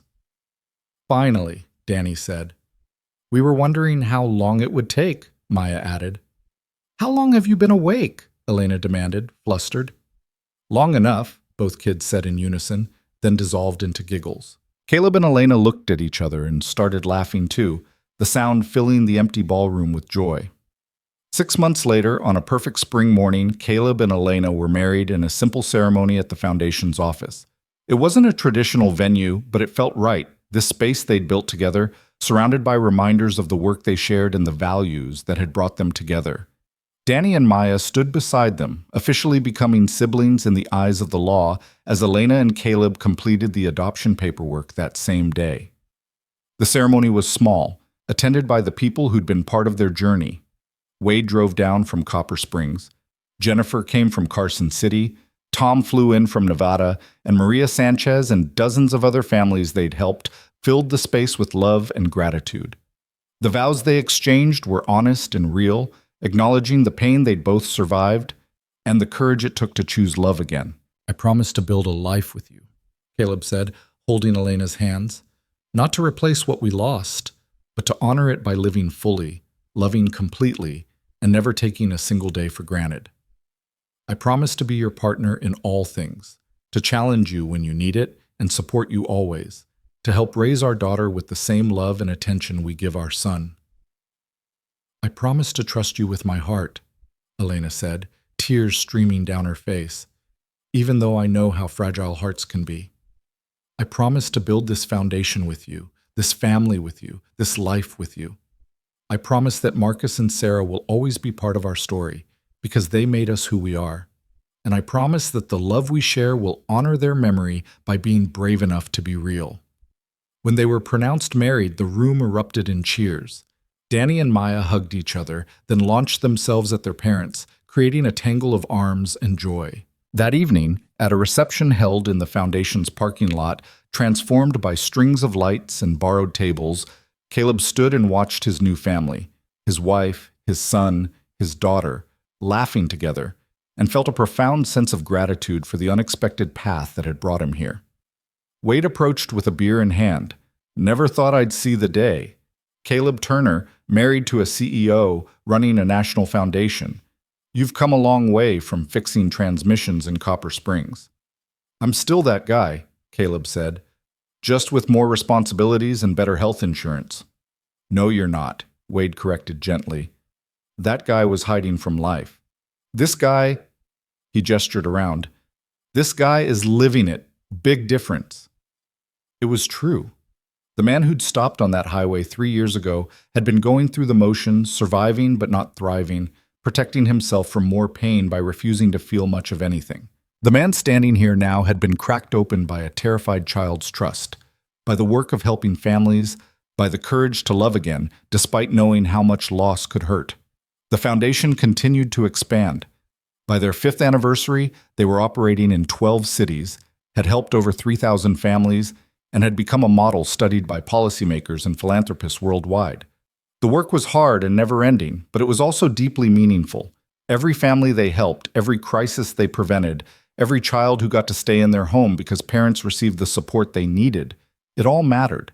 Danny and Maya thrived. Danny, now 13, had become passionate about social justice, already talking about studying nonprofit management in college, so he could eventually take over the foundation. Maya, 11, had developed a talent for art and used it to create fundraising materials for the foundation. Her drawings of families helping families, touching hearts, and opening wallets. They were siblings in every way that mattered, bickering and supporting each other with the comfortable familiarity of children who'd grown up together. The trauma of Maya's kidnapping had faded into part of her story rather than defining her entire identity. She still had therapy appointments, still had triggers that required careful management, but she was happy, healthy, and secure in the knowledge that she was loved and protected. On a quiet evening, 7 years after Caleb had first stopped on that desert highway, he found himself standing in almost the exact same spot, Highway 77, mile marker 38. He'd driven out here alone, needing to see it again, to remember. The landscape was unchanged. Same empty road, same scorching heat, same vast desert stretching in all directions. But Caleb was different. Everything was different. His phone buzzed. A text from Elena. "Where are you?" "Making a pilgrimage. Be home soon." "The kids want to build a fort. Apparently the living room version has gotten boring and they want to try the backyard. Tell them I'll help when I get back. Love you." "Love you too. Drive safe." Caleb stood on the shoulder where he'd first seen Maya, this tiny figure in a faded dress clutching a teddy bear, and thought about all the moments that had cascaded from that single decision to stop. A foundation that had helped thousands of families, a marriage built on shared values and second chances, a daughter who'd been lost and found and loved, a son who'd learned that opening your heart to others was worth the risk, a life that had expanded beyond anything he'd imagined possible. He thought about Sarah, about the promise he'd made to keep living. He thought about Marcus Hartwell, a man he'd never met but whose death had set so many things in motion. He thought about Diane and Caroline and all the people who'd hurt Maya, wondering if they'd ever faced justice or understood the magnitude of what they'd done. But mostly, he thought about choice, about how every day presented moments where you could drive past someone else's pain, or you could stop. You could protect yourself from risk, or you could be brave. You could let grief make you small, or you could let it crack you open to greater compassion. He pulled out his phone and took a photo of the endless highway, then sent it to the family group chat with a simple message. This is where it all began. Where we all began, really. Heading home now. The responses came immediately. Danny. That's deep, Dad. Also hurry up. Maya's fort design requires a structural engineer, apparently. Maya. I'll have you know my designs are sound. Also, we miss you. Come home. Elena. What they said. Your family is waiting. Your family. The words filled him with warmth. Not his broken family, not his reconstructed family, just his family. Whole and real and imperfect and beautiful. Caleb got back in his truck and pointed it toward Phoenix, toward the life he'd built from the wreckage of loss and the gift of an unexpected second chance. The desert landscape rolled past, the same but different, like everything else. When he pulled into his driveway 90 minutes later, he could see through the window into the backyard where Danny and Maya were arguing good-naturedly over the best way to anchor blanket walls against the evening breeze. Elena was watching them, her expression amused and tender. She met him at the door. Welcome home. Thanks for waiting. Always. You okay? Yeah. Just needed to remember, where it all started, how far we've come. And I'm grateful for all of it, even the hard parts because they led here. Elena kissed him. The kids are going to rope you into fort construction. Fair warning. I'm counting on it. They walked into the backyard together, and Danny immediately started explaining the engineering challenges while Maya insisted her design was flawless, and any problems were clearly due to improper execution. Caleb listened to them bicker, watched Elena laugh at their antics, and felt a peace he'd once thought impossible. This was what Sarah had wanted for him. This was what Marcus would have wanted for Elena and Maya. Not to forget the past or pretend the loss hadn't happened, but to honor it by living fully, loving completely, and being brave enough to build something new from the broken pieces. The fort came together slowly, A collaborative effort that involved compromise and creativity and occasional structural collapses that sent everyone into fits of laughter. By the time the stars came out, they had created something improbable and wonderful, held together by rope and hope and the determination to make impossible things work. They sat together in the completed fort, all four of them, this family that had been assembled from tragedy and choice and courage. And Danny suggested they each share something they were grateful for. "I'm grateful for second chances," Elena said, "for the opportunity to get my daughter back and to find love again when I thought that part of my life was over." "I'm grateful that someone stopped when I needed help," Maya said quietly, "and that he turned out to be exactly the right person at exactly the right time." "I'm grateful that Dad taught me to be brave," Danny added, "and that we got Maya and Elena as family, and for forts, definitely grateful for forts."